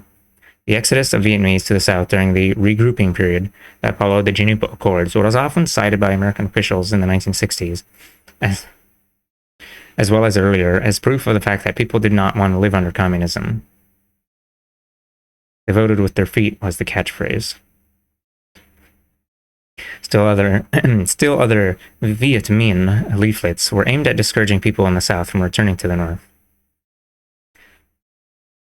Infiltrated paramilitary forces into the north under the guise of individuals choosing to live there. Contaminated the oil supply of the bus company in Hanoi so as to lead to a gradual wreckage of the bus engines. Took the first actions for delayed sabotage of the railroad, which required teamwork with a CIA special technical team in Japan who performed their part brilliantly. Instigated a rumor campaign to stir up hatred of the Chinese with the usual stories of rapes.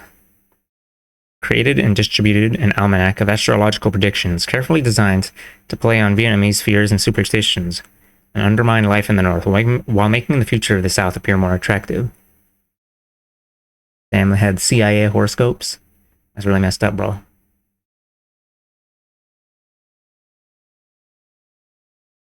A mysterious man in a black suit and sunglasses is going to show up at your door on November 27th.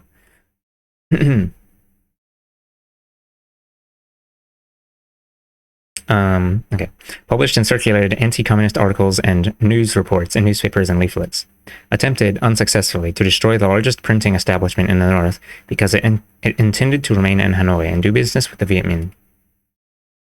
Laid some of the foundation for the future American war in Vietnam by sending selected Vietnamese to U.S. Pacific bases for guerrilla training the armed forces of the South who had fought with the French, creating various military support facilities in the Philippines, smuggling into Vietnam large quantities of arms and military equipment to be stored in hidden locations, developing plans for the pacification of Viet Minh and dissident areas. At the same time, the United States began an economic boycott against the North Vietnamese and threatened to blacklist French firms which were doing business with them. Another development during this period that had very profound consequences for the coming tragedy was the cancellation of the elections that would have united North and South Vietnam as one nation. The Geneva Accords specified that elections under international supervision were to be held in July 1956, with consultations to prepare for them to be held from 20th July 1955 onwards. The United States, in its unilateral declaration, had reiterated this pledge. In the case of nations now divided against their will, we shall continue to seek to achieve unity through free elections supervised by the United Nations to ensure that they are conducted fairly. The elections were never held. On 16th July 1955, 4 days before the consultations were scheduled to begin, President Ngo Dinh Diem of South Vietnam issued a statement that made it clear that he had no intention of engaging in the consultations, much less the elections. 3 days later, North Vietnam sent Diem a formal note calling for the talks, but Diem remained firm in his position. Efforts by France and Great Britain to persuade Diem to begin the talks were to no avail. The reason for Diem's intransigence is well known. He, like President Eisenhower and John Foster Dulles, knew that Ho Chi Minh would be a certain winner of any national elections. A CIA National Intelligence Estimate in the autumn concluded that the Diem regime, which Lansdale himself called fascistic, almost certainly would not be able to defeat the communists in countrywide elections. Later, Eisenhower was to write in his memoirs, "I have never talked or corresponded with a person knowledgeable in Indo-Chinese affairs who did not agree that, had elections been held as of the time of the fighting, possibly 80% of the population would have voted for the communist Ho Chi Minh as the leader, rather than chief of state Bao Dai." The latter was Diem's predecessor. The study of the Pentagon Papers cited State Department cables and National Security Council memorandums, indicating that the Eisenhower administration wished to postpone the elections as long as possible, and communicated its feelings to Mr. Diem. This was support that Diem could not have done without, for, as the Pentagon historians point out, without the threat of U.S. intervention, South Vietnam could not have refused to even discuss the elections called for in 1956 under the Geneva Settlement without being immediately overrun by the Viet Minh armies. The public statements of Diem and Dulles spoke only of their concern that the elections would not be free, which served to obscure the fact that Ho Chi Minh did not need to resort to fraud in order to win, as well as ignoring the announcements of both the United Nations and the International Control Commission set up in Vietnam by the Geneva Accords that they were ready to supervise the elections. In any event, Diem's commitment to free elections may be surmised from a referendum he held in October 1955 in South Vietnam to invest his regime with a semblance of legality, in which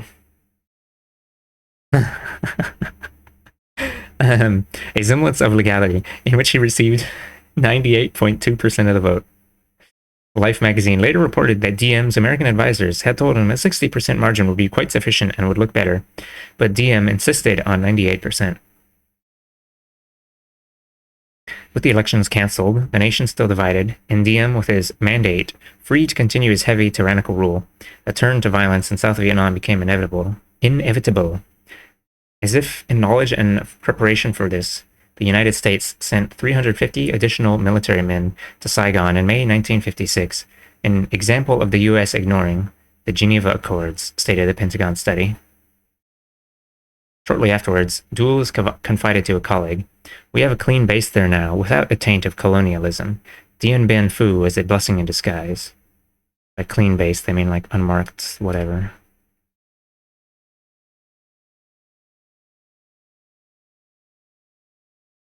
Unlabeled. Sus. The later phase. If you grab them by the balls. If you grab them by the balls, the hearts and minds will soon will follow.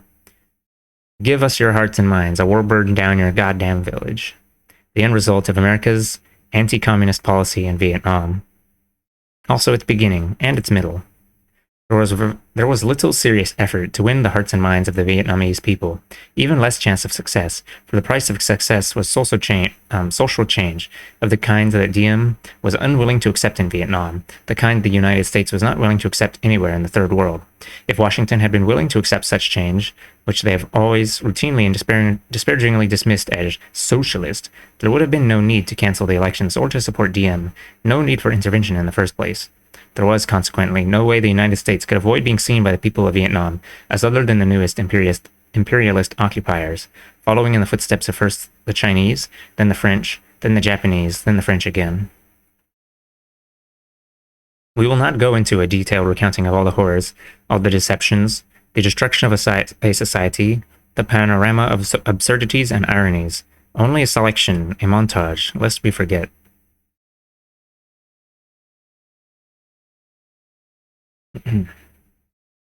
To the men who walked the corridors of power in Washington, to the military men in the field, Indochina, nay Southeast Asia, was a single large battlefield.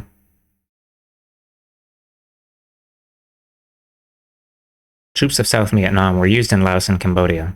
Troops of Thailand were used in Laos, Cambodia, and South Vietnam. Thailand and the Philippines were used as bases from which to bomb the three countries of Indochina. Military officers in South Vietnam, Thailand, and Taiwan were trained at American schools in the Philippines. CIA-supported forces carried out incursions and invasions into China from Laos, Burma, and Taiwan. When there was a much-publicized pause in the bombing of North Vietnam, more American planes were thus available to increase the bombing of Laos, and so it went.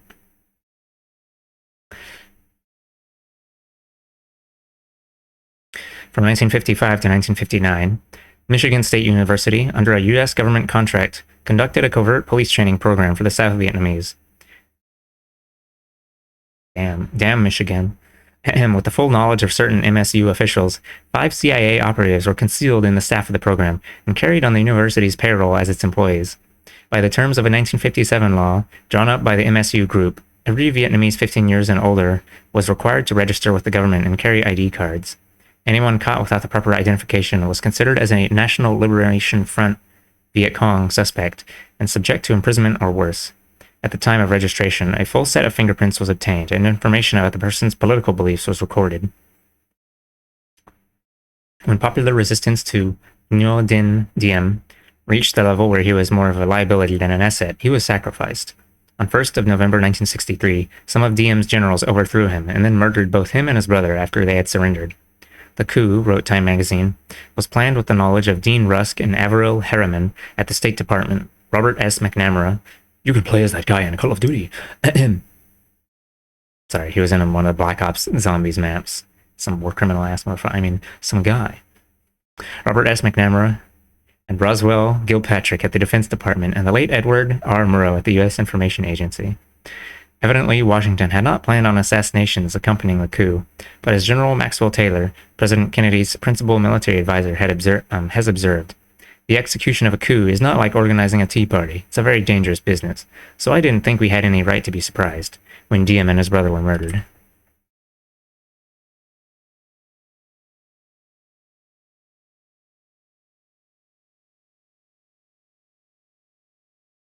Donald Duncan was a member of the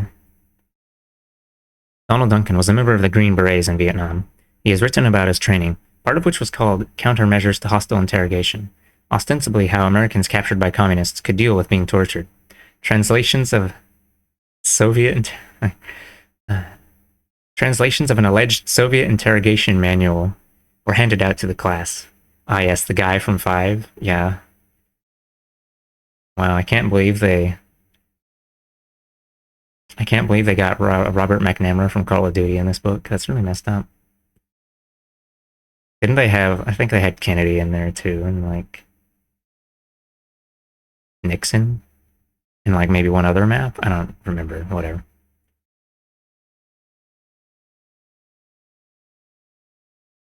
Muddy needs me to send her money.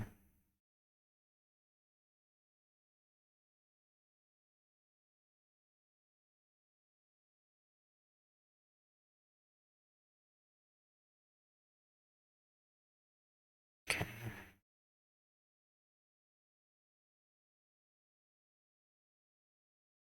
Just the storm, Dick. Wow, really messed up. Can't believe they got all these Call of Duty guys in real life. I wish Ronald Reagan was not real. No, I wish Robert F. Kennedy was real. Okay.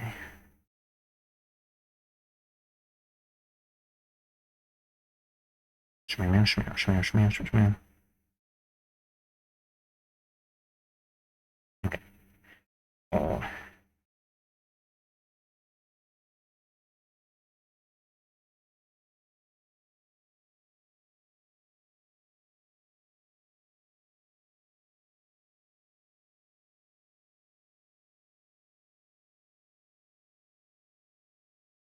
Okay. Whoosh.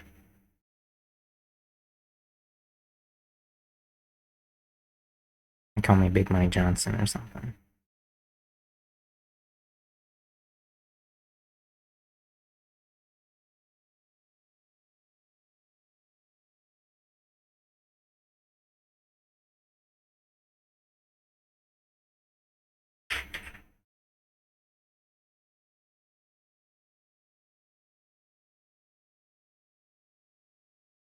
Alright, back to reading. Yeah. Donald Duncan was a member of the Green Berets in Vietnam. He has written about his training, part of which was called Countermeasures to Hostile Interrogation, ostensibly how Americans captured by communists could deal with being tortured. Translations of an alleged Soviet interrogation manual were handed out to the class. The manual described in detail such methods as the airplane ride, hanging by the thumbs, the cold hot water treatment, and the lowering Okay. And the lowering of a man's testicles into a jeweler's vice, while the instructor, a Sergeant Lacey, explained some variations of these methods. Then a student had a question.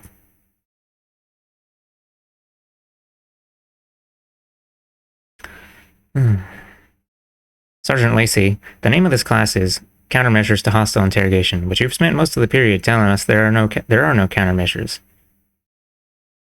If this is true, then the only reason for teaching them the torture methods, it seems to me, is so that we'll know how to use them. Are you suggesting we use these methods? Methods? The class laughs. Oh, ho, ho. And Lacey looks down at the floor, creating a dramatic pause. When he raises his head, his face is solemn, but his deep-set eyes are dancing. We can't tell you that, Sergeant Harrison. The mothers of America wouldn't approve. The class bursts into laughter at the sarcastic cynicism. Furthermore, a conspiratorial wink, we will deny that any such thing is taught or intended. The U.S. Department of State denies the existence of the ball smasher.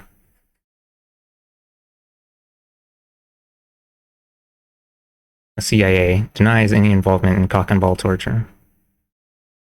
Okay. At the at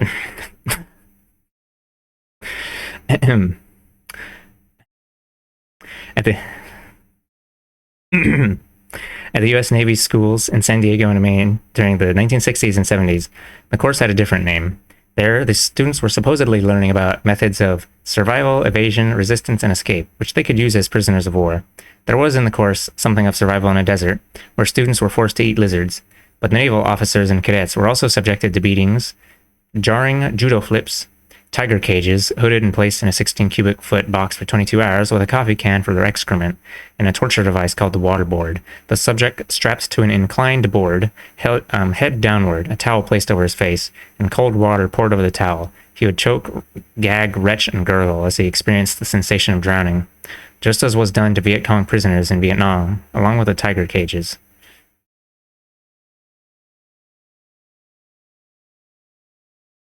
A former student, Navy pilot Lieutenant Wendell Richard Young, claimed that his back was broken during the course and that students were tortured into spitting, urinating, and... Former student, Navy pilot Lieutenant Wendell Richard Young claimed that his back was broken during the course and that students were tortured into spitting, urinating, and defecating on the American flag, masturbating before guards, and, on one occasion, engaging in sex with an instructor. Damn, they're really getting an education back there. Fabrications were required to support the varied State Department claims about the nature of the war and the reasons for the American military actions. A former CIA officer, Philip Leachty, stated in 1982 that in the early 1960s he saw written plans to take large amounts of communist bloc arms, load them on a Vietnamese boat, fake a battle in which the boat would be sunk in shallow water, then call in Western reporters to see the captured weapons as proof of outside aid to the Viet Cong. This was precisely what occurred in 1965. The State Department's white paper, Aggression from the North, which came out at the end of February 1965, relates that a suspicious vessel was sunk in shallow water off the coast of South Vietnam on 16th February 1965 after an attack by South Vietnamese forces.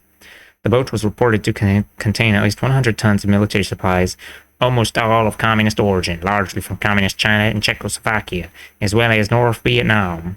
The white paper noted that representatives of the Free Press visited the sunken North Vietnamese ship and viewed its cargo. Leachty said that he had also seen documents involving an elaborate operation to print large numbers of postage stamps showing a Vietnamese shooting down a U.S. Army helicopter. The former CIA officer stated that this was a highly professional job, and that the very professionalism required to produce the multicolor stamps was meant to indicate that they were produced by the North Vietnamese, because the Viet Cong would not have had the capabilities.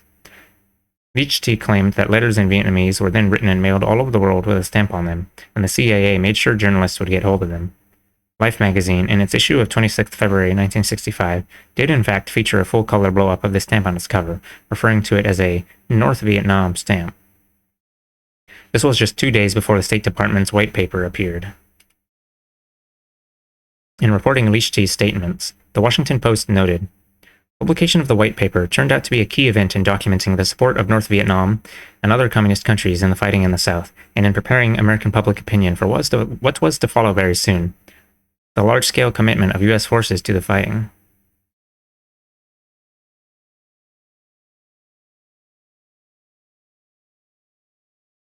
Oh, the white paper about the suspicious vessel or whatever.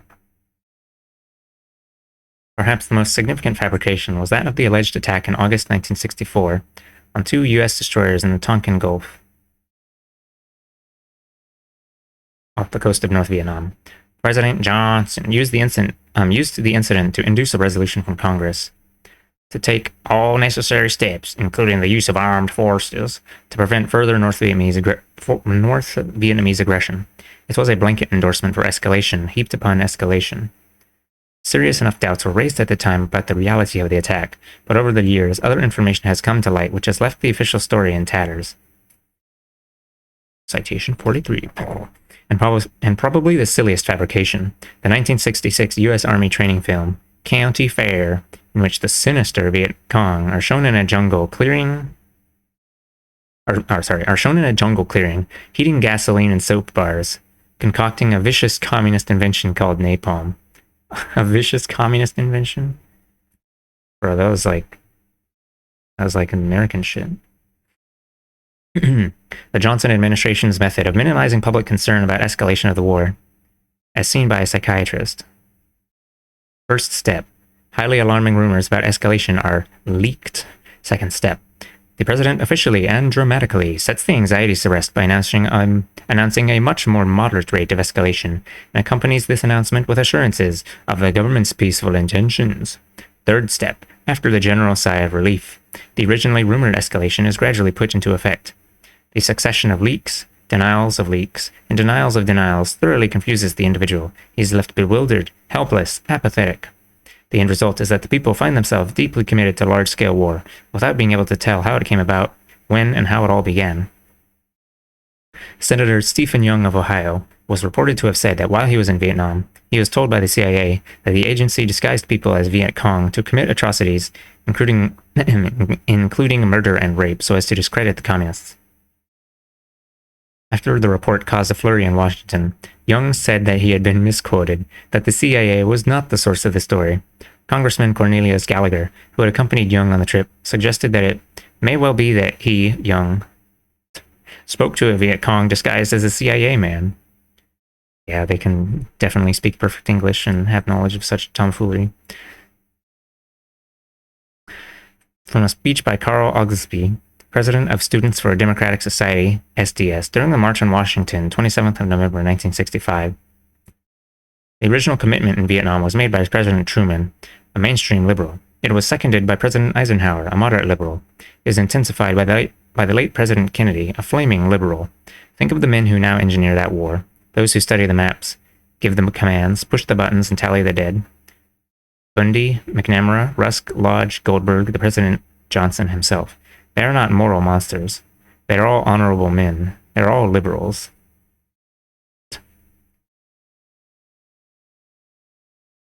Honorable men and liberals doesn't go together. I mean, crunches you with my mind. Okay.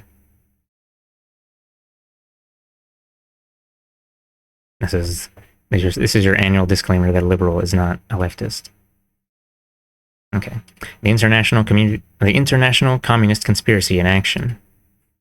During the heat of the fighting in 1966 to 67, the Soviet Union sold to the United States over $2 million worth of magnesium. Wow. A metal vital in military aircraft production when there was a shortage of it in the United States. This occurred at a time when Washington maintained an embargo on supplying communist nations with certain alloys of the same metal. At about the same time, China sold several thousand tons of steel to the United States and South Vietnam for use in the construction of new air and army bases when no one else could meet the American military's urgent need. This, while Washington maintained a boycott on all Chinese products. Even wigs imported into the U.S. from Hong Kong had to be accompanied by a certificate of origin, stating that they contained no Chinese hair. Damn, I can't have any of my hair in those wigs on. /J. The sale of steel may have been only the tip of the iceberg of Chinese sales to the United States during the war. In a visit to China in January 1972, White House envoy Alexander Haig met with Premier Zhou Enlai. Years later, Haig wrote, though he never stated the case in so many words, I reported to President Nixon that the import of what Zhou said to me was, don't lose in Vietnam, don't withdraw from Southeast Asia.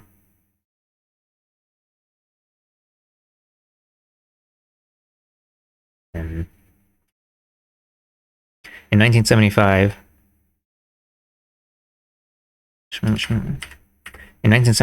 a Senate investigating committee began looking into allegations that the CIA had counterfeited American money during the Vietnam War to finance secret operations.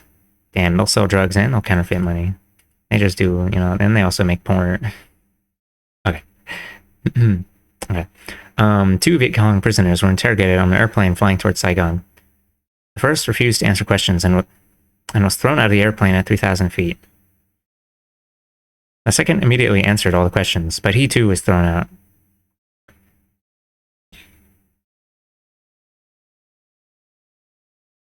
Variations of the water torture were also used to loosen tongues or simply to torment.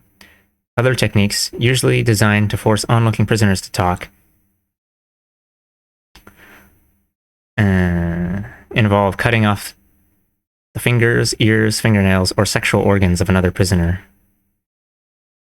It is not clear whether these particular Vietnamese were actual prisoners of war, i.e. captured in combat, or whether they were amongst the many thousands of civilians arrested as part of the infamous Phoenix program. Phoenix was the inevitable consequence of fighting a native population. You never knew who was friend, who was enemy. Anyone was a potential informer, bomb thrower, or assassin. Safety demanded that, unless proved otherwise, everyone was to be regarded as the enemy, part of what the CIA called the Viet Cong infrastructure. In 1971, CIA officer William Colby, the director of Phoenix, was asked by a congressman, "Are you certain that we know a member of the VCI from a loyal member of the South Vietnamese citizenry?" "No, Mr. Congressman," replied Colby, "I am not." Phoenix was a coordinated effort of the United States and South Vietnam to wipe out this infrastructure. Excuse me. Under the program, Vietnamese citizens were rounded up and jailed, often in tiger cages, often tortured, often killed, either in the process of being arrested or subsequently. Like Colby's records, during the period between early 1968 and May 1971, 20,587 alleged Viet Cong cadres met their death as a result of the Phoenix program. A similar program under different names had existed since 1965 and been run by the United States alone. Colby claims that more than 85% of the 20,587 figure were actually killed in military combat and only identified afterwards as members of the VCI. It strains credulity, however, to think that the tens of thousands of Viet Cong killed in combat during this period were picked over body by body on the battlefield for identification and that their connection to the VCI was established. The South Vietnamese government credited Phoenix with 40,994 VCI deaths. The true figure will probably never be known. A former U.S. military intelligence officer in Vietnam, K. Barton Osborne, testified before a House committee that suspects caught by Phoenix were interrogated in helicopters and sometimes pushed out. He also spoke of the use of electric shock torture,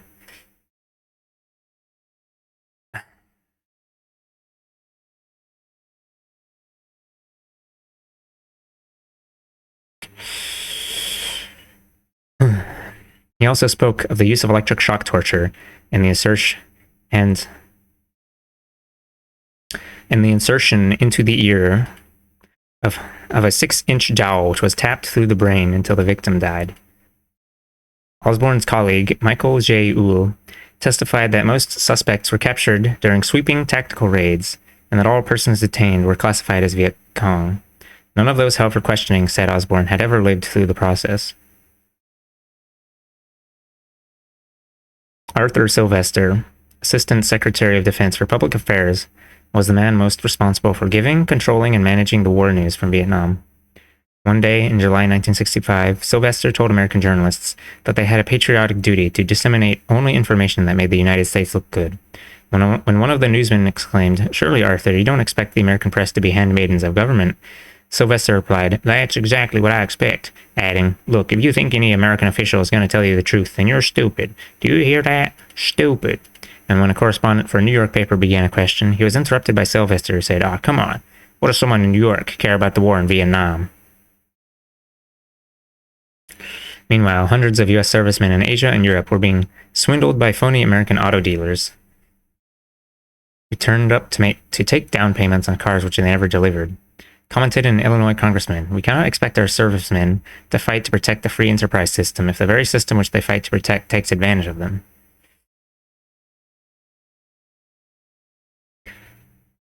On 27th January 1973, in Paris, the United States signed the Agreement on Ending the War and Restoring Peace in Vietnam. Among the principles to which the United States agreed was the one stated in Article 21. Oh, they didn't mention Agent Orange at all? Okay. It's fine. We were just covering some bits or whatever. It's not a full history. Among the principles to which the United States agreed was one stated in Article 21. In pursuance of its traditional policy, the United States will contribute to healing the wounds of war and to post-war reconstruction of the Democratic Republic of Vietnam, North Vietnam, and throughout Indochina.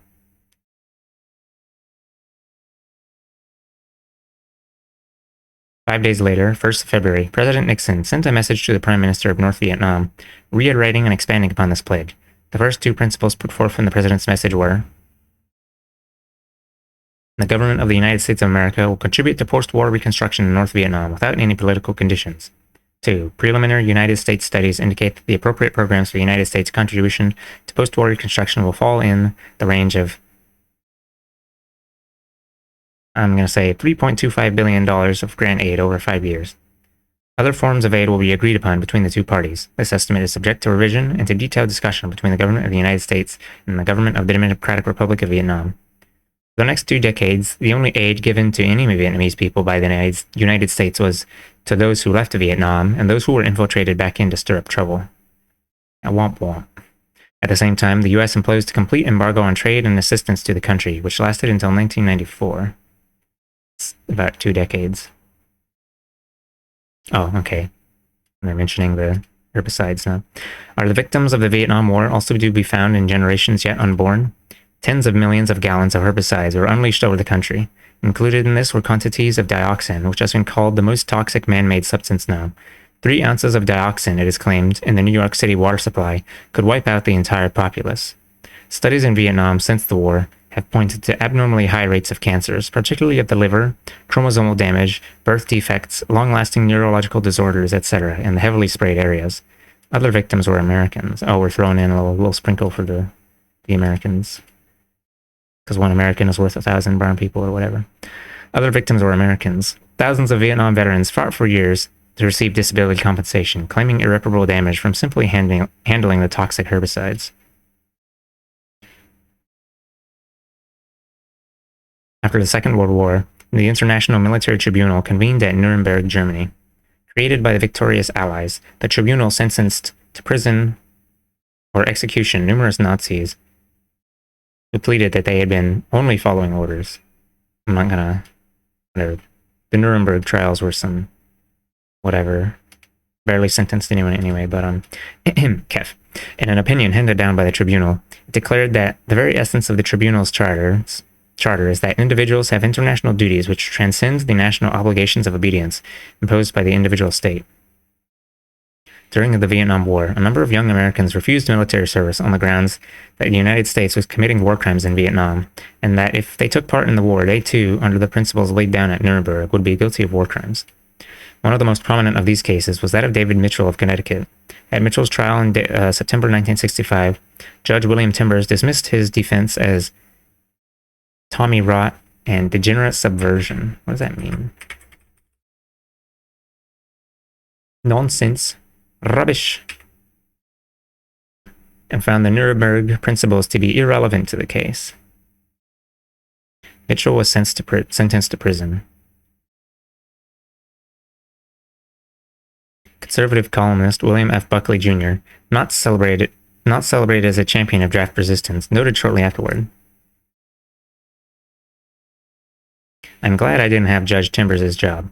Oh, I could have scolded Mr. Mitchell along with the best of them, but I'd have to cough and wheeze and clear my throat during that passage in my catechism, at which I explained to Mr. Mitchell wherein the Nuremberg doctrine was obviously not at his disposal." international law, human rights and shit? No, that's just nonsense. That's balderdash. In 1971, Telford Taylor, the chief United States prosecutor at Nuremberg, suggested rather strongly that General William Westmoreland and high officials of the Johnson administration, such as Robert McNamara and Dean Rusk, could be found guilty of war crimes under criteria established at Nuremberg. Yet every American court and judge, when confronted by the Nuremberg defense, dismissed it without according it any serious consideration whatsoever. The West has never been allowed to forget the Nazi Holocaust. For 55 years, there has been a continuous outpouring of histories, memoirs, novels, feature films, documentaries, television series, played and replayed in every Western language. There have been museums, memorial sculptures, photo exhibitions, remembrance ceremonies. Never again. But who hears the voice of the Vietnamese peasant? Who has access to the writings of the Vietnamese intellectual? What was the fate of the Vietnamese Anne Frank? Where, asks the young American, is Vietnam? Damn, they don't even know where Vietnam is, bro. Or at least maybe back then. Like, I don't know. Maybe the average American still doesn't know what a map is. You know, no, I don't know. And we can do the TV interview thing where we interview guys until we find a really dumb one to make Americans look dumb. They're teehee heard their heel sure. Alright, I'm gonna go ahead and stop now. Let's see. 5. I don't know, I'll probably still got another 30 minutes, at least until Meta gets home, but I want to make sure I have enough time to make food. I don't know, got about 4 hours in.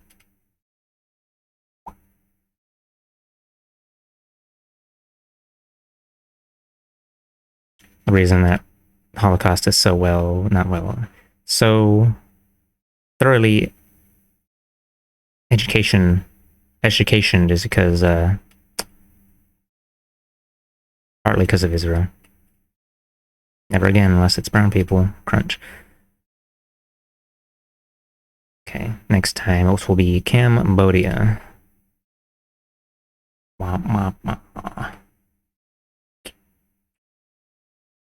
I don't really feel like rating out into anybody.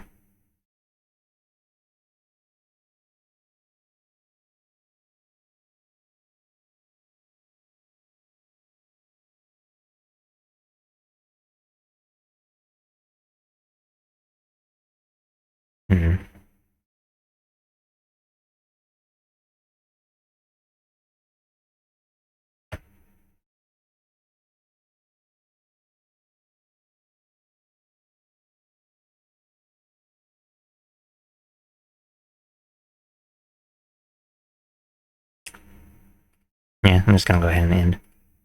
Or actually, I'm gonna see on page 133. Take a look and see how far we are. Or like how many more we got. We're on 20 out of 56. So next will be Cambodia, Laos, Haiti, Guatemala again, because we had one already. France, Algeria, Ecuador, the Congo, Brazil, Peru, Dominican Republic, Cuba.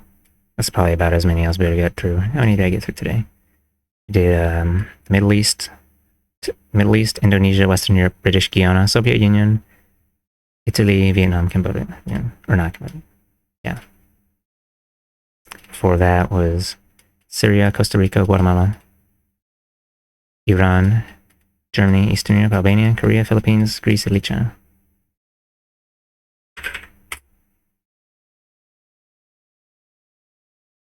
Alright. Yeah.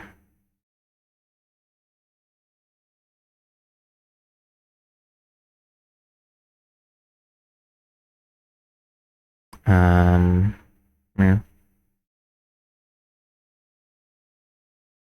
Don't forget to take your vitamins and take your pills and drink your water. Sleep 8 hours minimum. If you only sleep 6 hours a day, you might be fine for a week, and then you'll die. No, there's like a little sleep meter in your head, you know. No,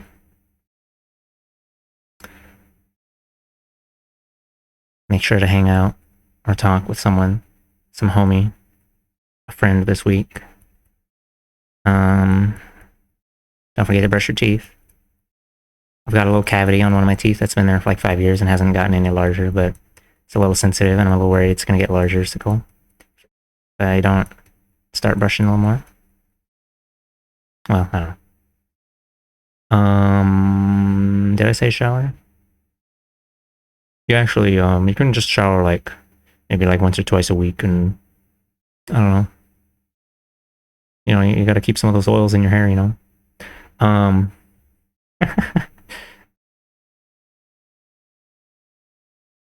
and yeah.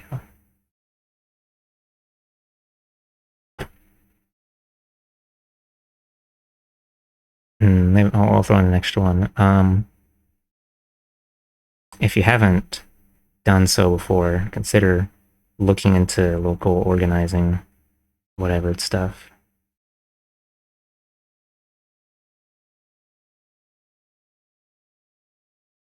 I don't know.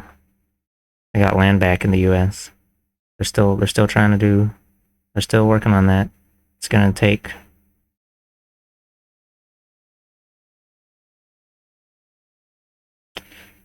It took Ho Chi Minh 25 years to get that whole revolution thing started. Came back up from abroad to Vietnam with only 4 comrades. Yeah, okay. Have a good evening, everybody.